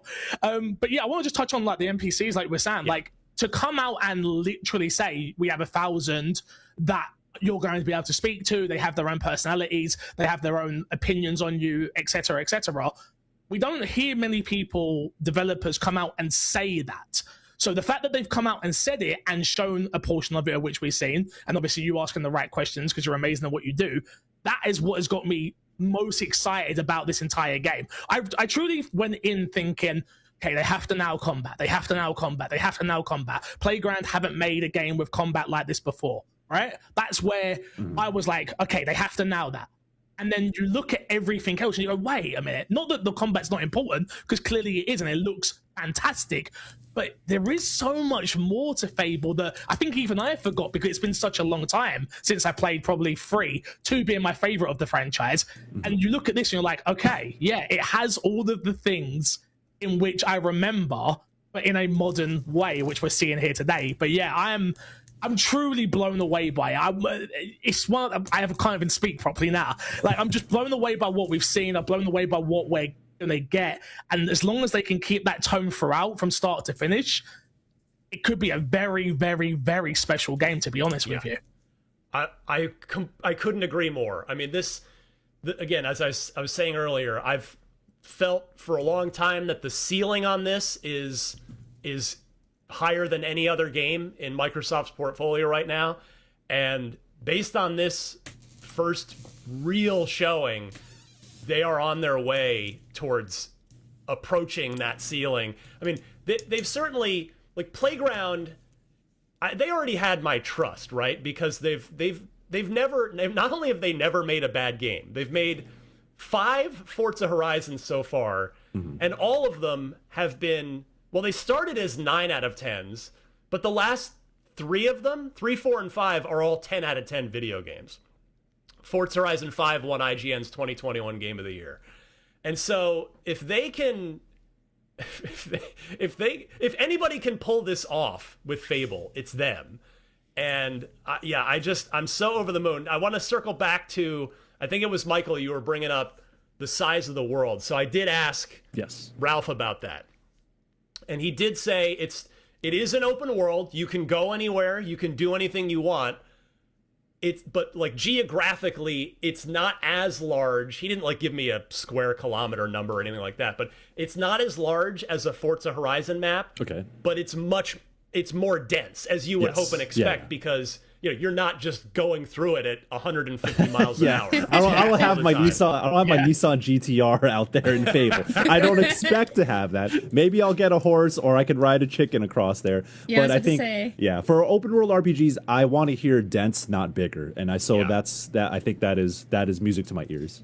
I think there's a balance there too, right? Like, I think about some of the Ubisoft games that I've played and just think about, like, man, or other games, honestly, that are open world, and it feels like you're going through this checklist of tasks because you have to, and not necessarily because they're thoughtfully put together or enhance your story experience. But then there's others that I can think of many examples too that do fulfill that need, where, like, there's the visual interest of just looking around a different biome or wherever it may be, finding yourself in this new place, and then maybe a handful of activities there, and that's usually enough. Like, you don't have to have everything, especially if it sounds like Albion's going to be kind of the focus as far as, like, town square sort of, well, I say this, but town square sort of area where you can manipulate and grow your town and get to know the NPCs. But that also sounds like it's going to be really big if there's like 1,000 NPCs. But I guess it'll be spread out too. I love that, because the last time they showed this was the original release window trailer, which of course they missed that release window. So that was, I believe it was Showcase 2024 in June of 24, that when they were saying it was going to be out in 25. And in that trailer, and maybe even, I think it was that trailer where we saw Dave, that NPC that was talked about here, as the giant, and we were like, no, he's in the first trailer. He was in the first trailer, Right, thank you. Yeah, it's like, oh, is this like a Jack and the Beanstalk thing? Like, and it turned out, no, that was sort of I'll call it maybe a little bit of clever bit of misdirection on Playground's part, just in since we didn't have the full context for it. And now we know it's a quest early in the game, and you can choose to, if you choose to kill Dave, his giant body will forever be like slumped over a hill in your game. So I got such a kick out of that. Miranda, are you gonna kill Dave and have giant Dave slumped over, or are you gonna save Dave? We'll see how Dave is in game. Yeah. I feel like I gotta get to know, like, the person. Like, what's your intention? Were you just really angry? Are you just on a little power trip? Are you like good at heart? Do you deserve a second chance? I mean, I guess as the hero, I have the option to say, I don't know. We'll see. I will say, though, as we've been watching this, the guides person in me, I'm just like charting all these things of like how we're going to cover it. And I'm like, oh man, we got to have this path and this thing and then account for all of this. And I'm honestly, whenever I have to do that for a game, I'm stoked. I'm stoked. All right, let's let's circle back to I've got so much more to I bring know. up. Actually, on this point, something Ralph mentioned to me, which I'm sure comes across there, but I thought it was an important distinction that he made when I talked to him, is he said, well, it's not a fantasy action RPG, it's a fairy tale action RPG, which I think just speaks to, again, Playground understanding the assignment here, because that, like, I never really thought about it that way, but I think that's an excellent distinction for what separates Fable and what makes Fable unique versus the 1,000 other, plenty of them being excellent, fantasy action RPGs that are out there.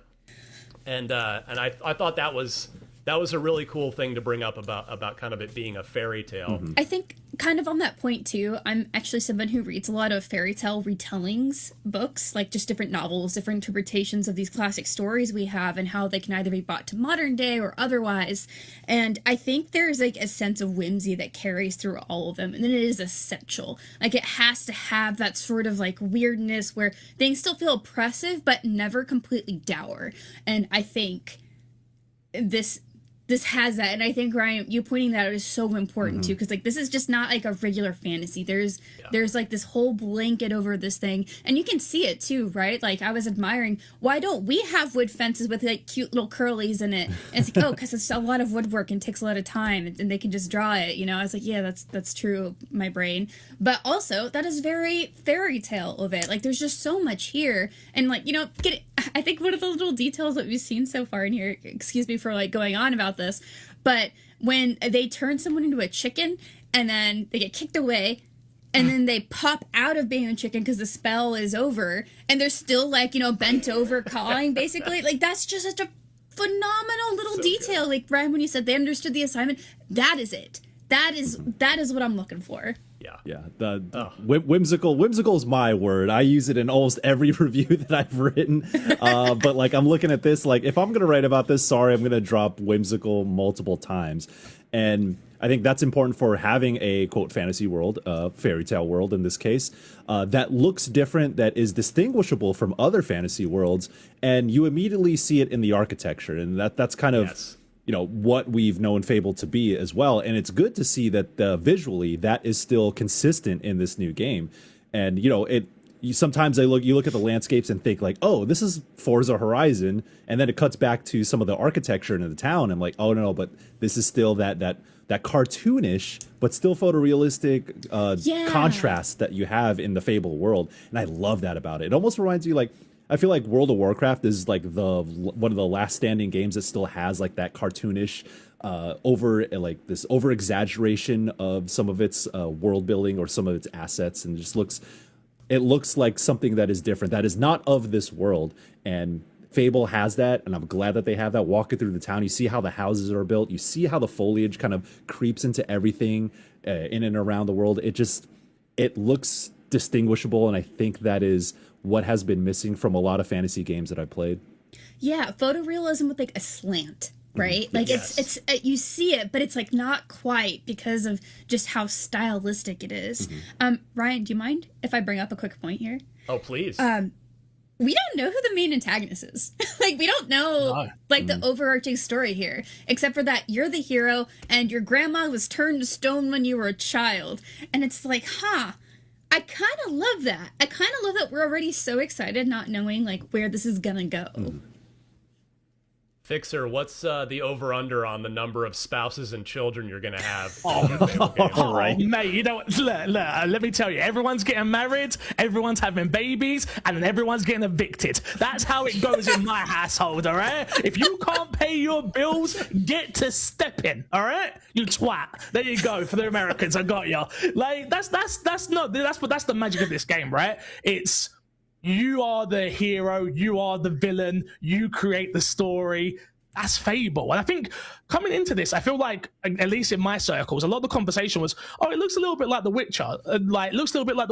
This don't look like The Witcher. This looks like Fable. And I think that's probably the biggest compliment that you can give the game right now without playing it for ourselves from what we've seen is you can't compare it to anything else on the market because it's not like anything else on the market. It is Fable. and I will have many babies, as many as I want. Okay, as many as I want. chat clip that. Yeah, and on that note, so it is Forza tech. It is the same engine that Forza Horizon 6 is running on, but obviously with a lot of stuff done to it to make it an action RPG. On the note, I think one or two of you have brought up. Oh, I think Miranda, you were mentioning, maybe little horns are not a bad thing.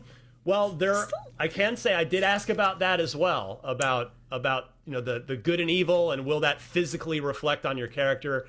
The answer was no. So that will not be happening in this game. Ralph said they did talk about this in the presentation, and this could be one of the first things where people are either on board, or maybe some people won't be on board with this, and I'll need to kind of play the game certainly, but it's where they talked about, well, morality is subjective and also relative. So like Ralph was telling me you could be in one town and be that slumlord like MC Fixer, and everybody hates you, but then you could go to another town where nobody knows who you are, and so you could be nice there if you want. So they're not doing the horns growing out of your head as like a pure evil thing, or a halo over your head if you're pure good. So that is one key difference that they're making from the core original trilogy of Fable. And then the other one, which again, once I watched the presentation, there was one four-legged animal in that presentation, but it was a horse. So I asked Ralph, Ralph, I didn't see a dog in there, so what's the deal? And he sort of half, with like a smile and sort of a half serious laugh, he said, well, there's I made the decision to not do the dog, and some of the people on our team still haven't forgiven me for it. So no dog in this one, which I will say, that does disappoint me. I'm not like prejudging the game, but Fable 2 for me is my favorite as well, and the dog was a big part of that, and I'm definitely, I would have loved to have had a dog in this game. So I hope it's going to be in the sequel, but yeah, I don't know how each of you feels. Let's go around the table to Mr. Hyam first on the absence of a canine companion. Well, I mean, if we're talking about this whole direct, we do got a game with a very, very cute and big dog. So we'll get to it. Yeah, one person, one dog. Yeah, we're getting fulfilled in that regard. But I mean, okay. Since we're talking about animals, what do they have against chickens, man? Like kicking chickens? Yes, I get it. But you're fighting a big cockatrice. You're turning people into chickens, kicking them. It's like, hey, man, like relax. What's going on here?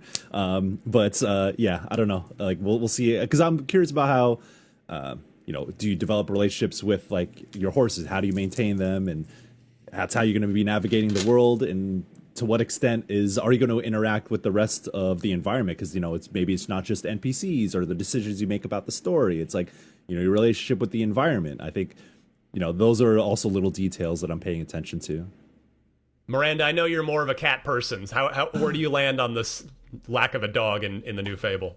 I also love dogs, but I definitely love cats more. But I love a good little fluffy companion. So I don't necessarily need a dog. If it were a mythical creature, that'd also be sick.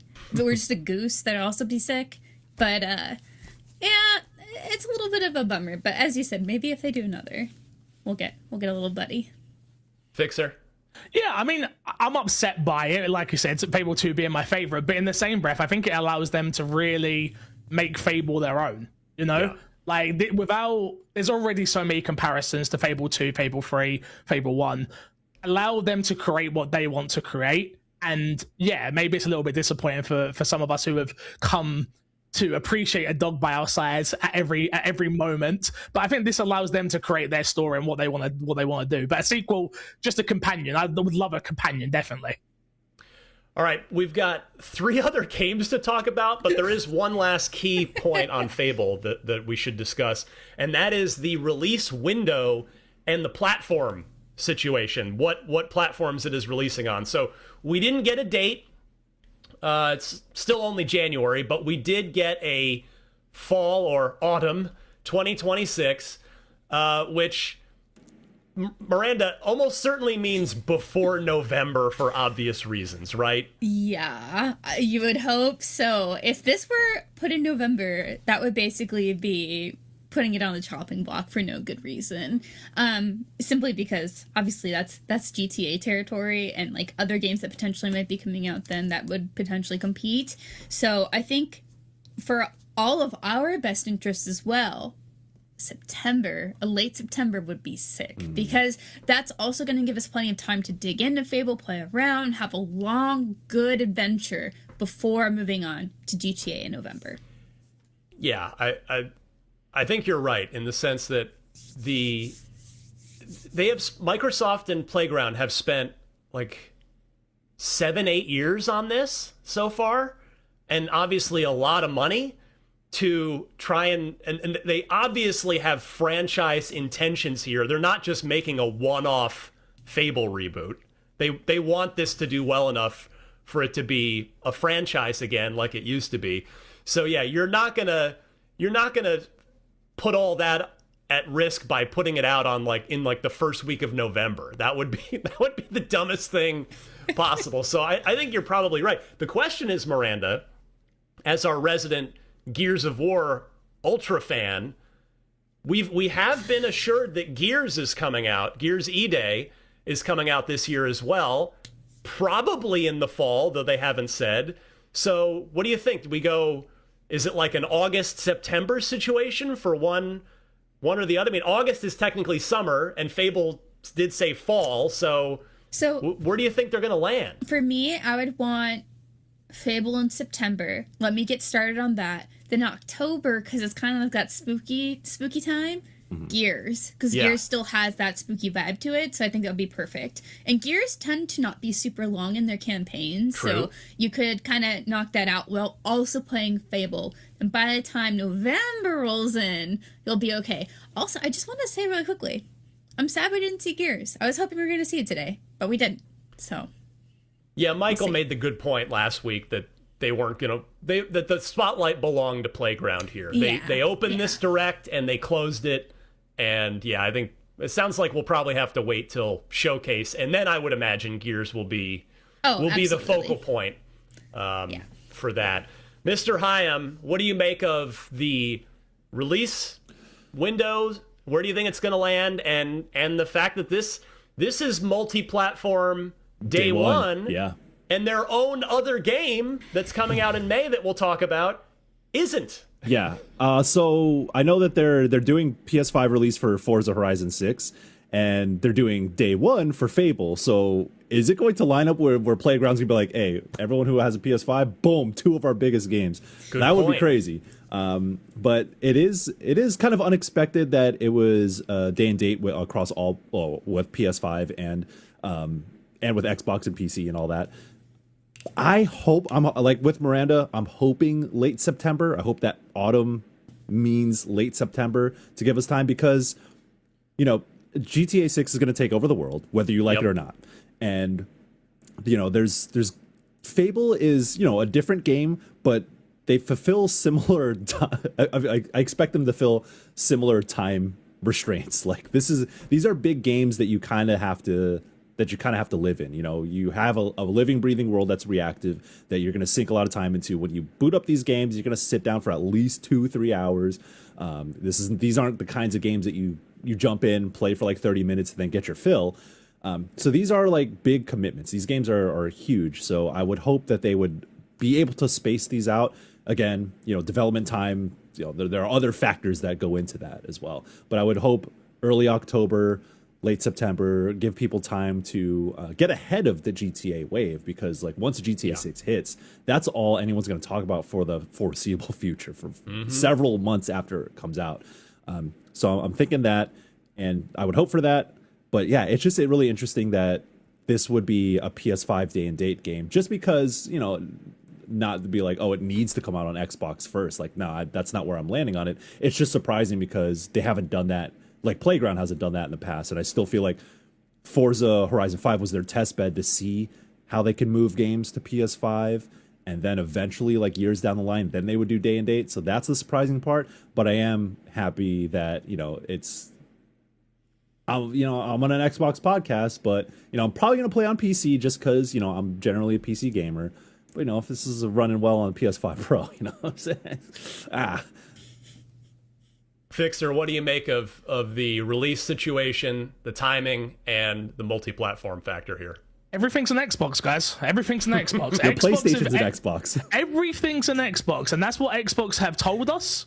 That's what Xbox have been presenting to us, and that's what I'm going to take them at their words. Once upon a time, this news would have come out, and I would have been very upset. I've been on this podcast talking about how upset I was when we started moving into multi-plat and games no longer being exclusives. I've matured in my 33 years now, and look, this game you said has been in development now 7-8 years, correct? Mm-hmm. They need to make money. They need to make money. Look at the industry at large. Look at what's going on in the industry. Closures. Companies need to make money. Developers need to make great games so we can keep supporting them. Really, we're at a point now where with Xbox, because of the way they have messaged everything's an Xbox, we don't care. Look, they want to put Fable out day and day, make their money back, and hopefully we get a sequel off the back of that. More power to them. I'm happy about it. As long as I get to experience this game in a complete fashion where there is no issues, there is no bugs, I'm happy. I'm fine. Yeah, I think it just comes down to kind of what we've been talking about a little bit already, that this is a reboot of something that could be a major franchise and has been a major franchise. I mean, the joke always used to be Halo, Gears, Fable, Forza. That was the big four back in the 360 days. And so you're talking about something that Microsoft wants and needs to be revived as a big money making franchise, and the best first, you want to have a huge launch because you want everybody talking about it, and the way to do that is to be on every platform. So in that sense, I'm not surprised that Fable is a day one PlayStation 5 game. All right, we've got 3 other games to talk about. Miranda, why don't we go next to Beast of Reincarnation? That seemed to... We were all pretty darn impressed by that as well. I'm going to let you start and give us your reactions to this one. It's Game Freak talking about Pokemon on an Xbox stream. That was so weird and cool. So yeah, Beast of Reincarnation was something we kind of knew just a little bit about, and I really like how in this developer direct they went deep. Like they went straight up. I think they did that for like almost all of the games, of course, but this one we got a lot more out of it than I thought we were gonna get, as far as digging into like the different kinds of bosses you'll face, or like the kind of types of enemies you'll face rather than just bosses, and kind of getting into their ethos of this world. We were saying too while we were watching trailers, like this has like a Nier, like kind of like a Nier vibes, but green. Yeah. So yeah, a lot more in a green. really good way. So it is the action RPG, but as it just showed on the screen, it's one person, one dog action RPG, which is fantastic. And true to Game Freak, which I love, is that they're really putting the emphasis on the bond between a person and their companion, and giving that companion some sort of agency as well, and really putting those two together and like their growth as something that builds off one another. And I think I'm curious to see, I guess, how all of this plays out. But they were saying, like, as you grow, as you change, as you move through these new abilities, the dog Ku will also have like changes too, and everything reacts off one another. And I love that, because sometimes it feels like when you get a dog in a game, like they're just kind of there, like, oh, go get me a cool item. Mm-hmm. Oh, there's an enemy nearby, boy, cool. But no, this one is like so dependent on one another, which of course, again, with Game Freak's history and Pokemon, that makes a lot of sense. I also just love like this strange sci-fi vibe of it being about like the natural world sort of decaying, but also blooming in a way that's like not good for both nature and for people, and kind of brings back to people being stewards of the land and not necessarily like owners of it. And so I'm curious to see how that theme is all going to play out, and what it means for the main character Emma, who is kind of ostracized by her community, it sounds like, because of her abilities and all of it. So that's kind of my big overview of, I am so stoked for this. And it's also just cool to see Game Freak doing more than Pokemon, because they did mention at the top, it's like, well, we've done other games. It's like, Yes, but we all really know you for Pocket Card Jockey and Pokemon. That's it. And even then, the former, I think very few people even knew that existed. So I think it's cool seeing them like stretch and do something really different. And I know we'll get a little bit more into actually how the game plays and the combat. And then it's like the pseudo turn-based that we've seen before in a really neat way. That'll be hopefully interesting.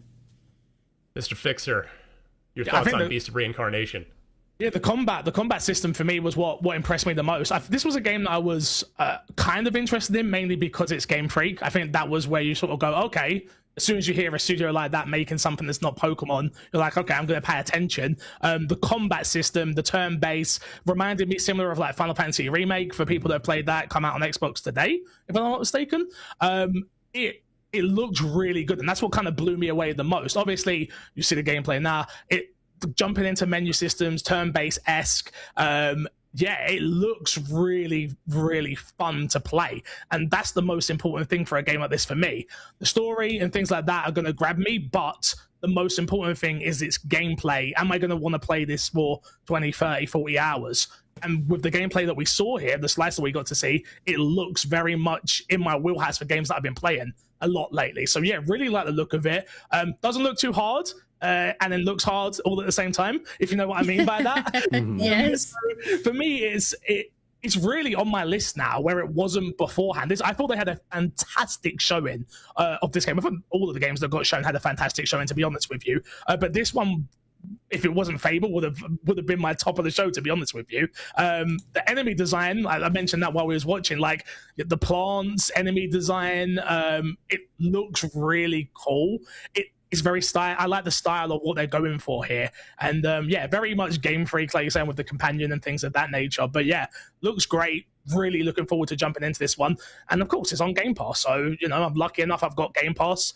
It's a win-win situation there for me, and that's why Game Pass is still a great option if you can afford it. Obviously, I know it's a little bit more expensive now, but it's for a game like this where you may not want it to pay. I don't know what this is launching at, but maybe 60, 70, maybe, hopefully not 80, I'm not 100% sure. But don't give them ideas. Yeah, no, I know. I'm sorry. I didn't mean to put that in the world. Don't even say it. I didn't mean to put it in the world. I'm sorry. I take it back. But Game Pass is a great place for this to launch and like try it out, So yeah, I'm really looking forward to it. I'm right there with you in terms of this is something like, yeah, it looked cool it was revealed at the Xbox showcase last June. Like, yeah, that looked neat. And now after getting this deep dive, it's like, okay, I'm all in. I love I love a game that can create an enthralling setting, just a sense of place. And Fable did that in the developer direct, and Beast of Reincarnation also did that with this, sort of nature reclaiming this 41st century Japan, and there's some technology mixed in and these giant robots. I thought it looked great, and summer. So this year is not going to relent. Like, arguably, Resident Evil at the end of next month, I believe it is the first big release. Oh yes. And it seems like basically right now is the quiet time, and then it's just going to be big games one after another. So really cool that this is out in the summer. Michael, talk to me about Beast of Reincarnation. The thing I'm actually really excited about is how much more of an RPG it is than we initially thought. Because like when it was shown during SGF or the showcase back in summer, we're like, cinematic, they're doing something different. Maybe it's a Souls-like, it's an action game, it's probably gonna have RPG elements. But when they showed the combat and you like pull up that menu, as we talked about, Fixer had mentioned, it reminded him of FF7 Remake Rebirth. I'm like, ooh, yes, I like that. And like Game Freak kind of knows how that works already, having worked on Pokemon and all that. So I am actually excited about how much more of an RPG it is. And you see like status effects, like the stunning enemies with certain AoE attacks. And then the thing that also stood out to me is that, I love Final Fantasy 16 for what it is, but I look at this and I'm like, damn, I kind of wish Final Fantasy 16 was closer to this. And I say that because the dog companion is a lot more integral to how you navigate the world, the story, and what you do in combat. And if folks who played Final Fantasy 16 know that Torgal is a precious boy, and we love him for that. But I do wish he was more core to how you actually engage with the game itself, rather than just giving commands and letting him do his thing. So I like what they're doing here with making not just a story about your relationship with this companion, but integrating them in multiple facets. And when they pull up like the skill tree and they pull up the menus in combat when you want to cast spells, I'm like, ooh, this is in my wheelhouse more than I initially thought. And I've been playing a lot of Souls-likes for many years at this point, and a lot of like hard action games. So I like that they are kind of leaning towards a little bit further away from that, I guess. And that's your precious puppy. That's a big puppy, but still very, very cute. And I will protect my puppy at all costs. Just that contrast, as you all mentioned, with having a sort of, that juxtaposition in technology that almost reminds you of a little bit of like Horizon Zero Dawn, kind of, and talking about what happens to a world when it's been overrun or when technology has misshapen your world. They can do some really interesting storytelling bits, and we would also name drop Nier, and it touches on that as well. So I'm excited for their interpretation of this. And I don't know how much Game Freak had a hand in, Game Freak developed Pokemon games.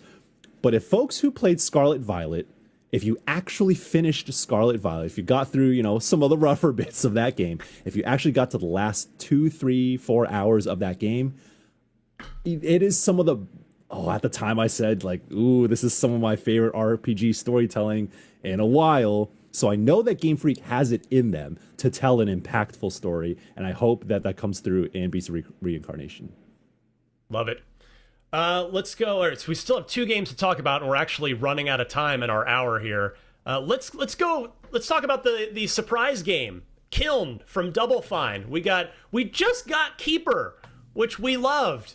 It was one of my favorite games from last year, and now we're getting another little Double Fine game. It is called Kiln, and it is a multiplayer party brawler. You heard Tim Schafer unable to describe it. It took him several takes to get it, to say the thing. Fixer, what did you think of this one? This was, we didn't know this was coming. This was not advertised ahead of time like the other 3 games were, but it's certainly quite unique. It's definitely Double Fine, isn't it? That's what they're known for. They're known for doing special games that are different and out there. I love the fact that they do these developer directs and give us a surprise each time. I know we've come to expect it, which is always what worries me. But they're only doing once a year. They can keep a surprise every time, and it's fun. It keeps us engaged and wanting to see what's next. Yeah, Double Fine continue to impress, right?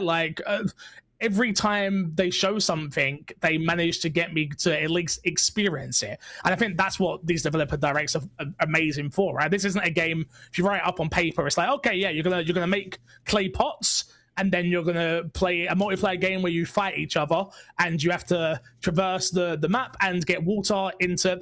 What? No, that doesn't sound interesting to me. And then you see it, and you see the love, and you see the time, and you see the energy that these developers have put in for a game like this, and you go, you know what, that looks pretty good. And I think that's the great, again, to bring back to Game Pass, that's the great thing about Game Pass, right? Obviously, the Netflix of games is what we used to call it. You have to keep feeding it content. And a game like this is perfect for it to be fed into that content of it's a smaller title. It came out of a game jam, which they do at the studio, which is really cool, by the way. 2 weeks of all right, everyone put your tools down, stop what you're doing, pitch your idea. Can you imagine being able to just pitch, having that creative freedom to feel that your studio wants to hear what you have to say and believes in what you're doing, and then imagine it was your idea that this has come from. Yeah, amazing. But yeah, I'm actually quite looking forward to this. I'm always looking for games that I can play with my partner as well, and this seems like, hey, do you want to come here and design some pots? And then yeah, okay. And then it's, now we're going to fight each other with them. And it's sure, why not? So yeah, I'm looking forward to this one. It looks really good. Miranda, what did you think of Kiln? I messaged my friends immediately, and I was like, guys, who's playing Kiln with me? I think crafts and hobbies are generally having a moment right now, and seeing that reflected in the video games, especially from a studio I love, is so cool. I've always wanted to try pottery making, except there's some places around me that do classes, but it's really messy and it looks really hard. I'm like, this is what I want. This is it. I can have the experience of making a really cool pot that's uniquely my own, but I don't have to get my hands dirty. And then I get to go beat up other pots with it. So this is obviously, as we've all said, very Double Fine. I love the humor of it. I love that there's like a butt sticker. They have like different I always forget what they're called, the glazes for the different pots that you're making. This is fantastic. I love this, and I cannot wait to play it. Like, what a treat. Michael? Yeah, it's charming as hell, and that's kind of what you expect out of Double Fine. And they're always putting something out that's charming in very different ways. And of course, like, this is a very unique idea. But a couple games came to mind when we saw this too. Is like, it reminds me of Pyre, which was the ball dunking game from Supergiant. So it reminds me a little bit of that. It reminds me of Splatoon a little bit as well. And also reminds me of Power Stone when it comes to like the brawler aspect to it. So there's like a sports competitive aspect to it, but it's also lighthearted. And I think that's important for sort of quasi-competitive multiplayer games to be approachable, is that, you know, we have our hyper competitive games, but we want something that's a little bit lighter, something to jump into that isn't so like mechanics heavy or systems heavy, and putting an emphasis on the kind of the UGC aspect of it, you know, having players build their own pot and be fun with it. And, you know, you have different builds based on how you build your pot. You know, they talked about you'd be a big pot that could carry a lot of water, and you could douse your opponent's kiln with a bigger pot, but you're not as nimble. And then you could have a team of all small little pots that move really fast. So this idea of like team composition built into how you create your pot is really interesting. It's really fun. The thing that I'm most curious about, I know that we saw it in action, but how intuitive is the creation process? I think that's the critical part here, is like, is it as user-friendly? Is it approachable? And how do you balance depth with that? So if I want to go in and get really, really intricate with how I build my pots, that I want to see that. But also for someone I want to invite over, just be like, hey, let's try this game. It's lighthearted. It's fun. How easy it is for them to kind of understand how to build that. I think that is going to be crucial to its what mass appeal. And I hope it does successfully, because, you know, as we talk about all the time, is that Double Fine is just a factory of creative ideas. And so a lot of a lot of my homegirls have been getting into pottery too. So if you want to play games, holla at your boy, you know what I'm saying? Miranda, little dash of fusion pottery frenzy here. Yeah. Maybe? Yes, I love this sort of thing, and I'm curious to see how it plays, of course, because like Quench is like, seems like the main mode that they're really championing here, which is just like you're running back and forth. But there are other things that they mentioned as well, so I want to rewatch it and see what else they have. But yeah, I'm looking forward to giving this a go, because Double Fine never lets me down. I guess my only real concern would be, they said spring of 2026. Is it gonna, can it come out at a time where it's not overshadowed by some other much bigger game? That's kind of the last my real concern for it in such a busy year. April, come on out in April. We're chill then. I hope so. They did say a closed beta is coming up really soon, so hopefully that means February, but we'll wait and see. We've got just a few minutes left, and that leaves the final of the 4 games, Forza Horizon 6. This is one, you know, we talk about this every time there's a new Forza Horizon game, where it's almost a victim of its own success, in that it's become so good every time where it's almost tough to get excited about it, because you're like, yeah, it's going to be awesome again. But I think this time, the setting is definitely worth getting fired up for, and that's Japan. Michael Hyam, I know you and I have talked about, you grew up with Japanese car culture a little bit. What was your reaction to seeing all the little details and new things that Playground is packing into Forza Horizon 6? Yes, this is the Forza Horizon I have been waiting for a very long time. And because, of course, Forza is known for embracing car culture, but taking the setting to Japan and through the developer showcase, you know, understanding like how much they're integrating the environment and car culture and marrying those two things together, and how they're thinking of building that open world, you know, having the dense cityscapes of Japan and also weaving in a lot of its nature. And, you know, the Japanese cars have always been in Forza, but I think like having an emphasis on that is kind of like, that's how I grew up with cars as well, you know, as someone who was in the import scene at a very young age, and, you know, customizing my own car in real life. And, you know, having some illicit activities in the streets with our cars, and going to import shows and car shows. Like, we would pull up to some random ass parking lot, and everyone would just like pull up in the parking lot, have our little makeshift car meet. And that's something that they're also emphasizing in this game as well, from a multiplayer perspective, is having car shows built into that. So I do like that's a nice little touch there.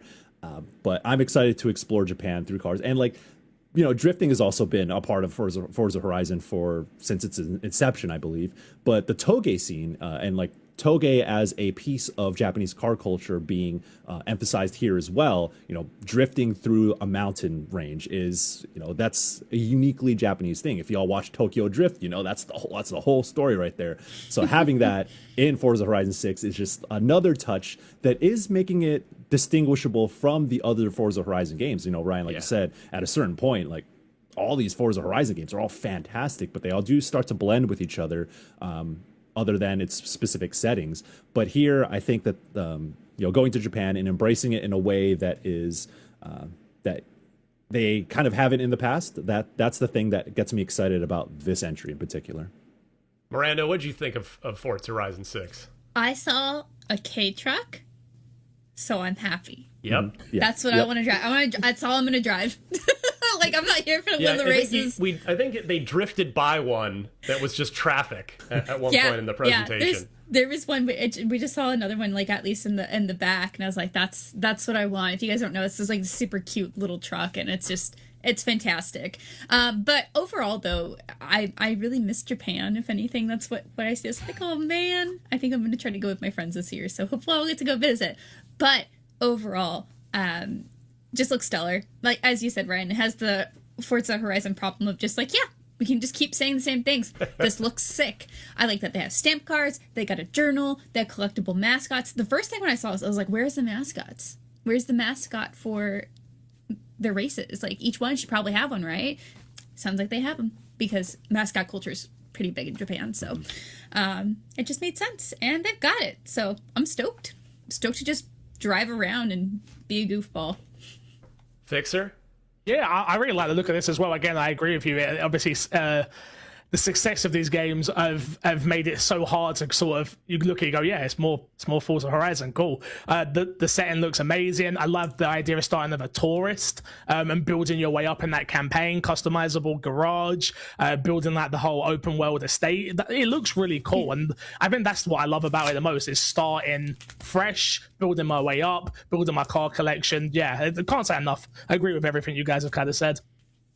Yeah, and by the way, you already got a Forza in your home turf, so yeah, I don't know, maybe that might, it's understandable if 4 might always be forever your favorite, but you know what? I love all of my Forzas the same way. They're all my children. Okay. I love them all the same. Okay. Yeah, you're gonna tell that to your Fable family as well. Leave my Fable kids alone. No, like I said, it's just. I think my favorite thing about the Forza Horizon 6 presentation was just getting confirmation of what I'd already predicted on Unlocked previously, is that it is coming sooner rather than later. May 19th for this. So by the way, May, we now have Forza Horizon 6 and Lego Batman Legacy of the Dark Knight. So two completely different games that I'm very much looking forward to both of them. But also, I can't wait to drive around this map. It's more gorgeous than ever. The Forza Tech engine just looking even better than ever. I literally can't say a bad word about what I saw from Forza Horizon 6. I mean, they even added more accessibility features, which this is a series. Playground is, to their great credit, has really been one of the leaders, I would say, within Xbox game studios of advancing more and more accessibility features.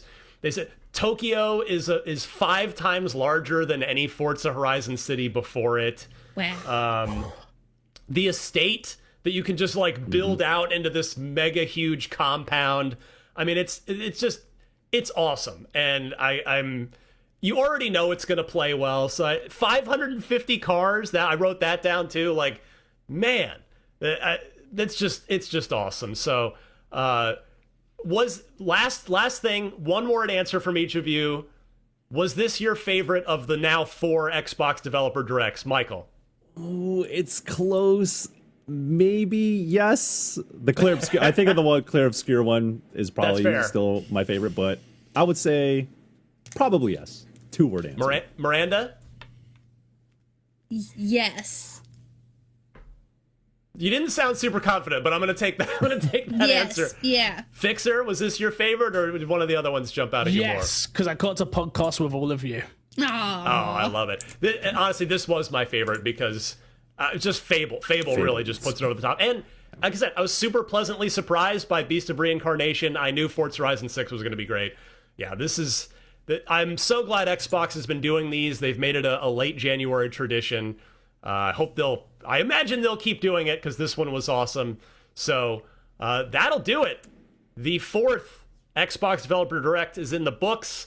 This was the 724th episode of Podcast Unlocked, IGN's weekly Xbox show. Though we do have a second episode coming your way this week on Saturday, are kind of out of the norm for us.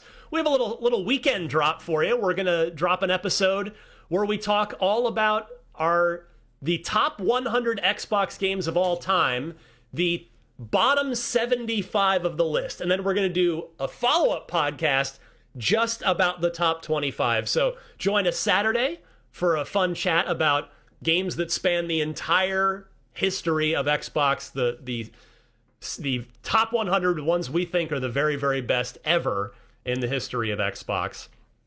And I want to remind you before we go as well about Humble Bundle, our friends over at Humble.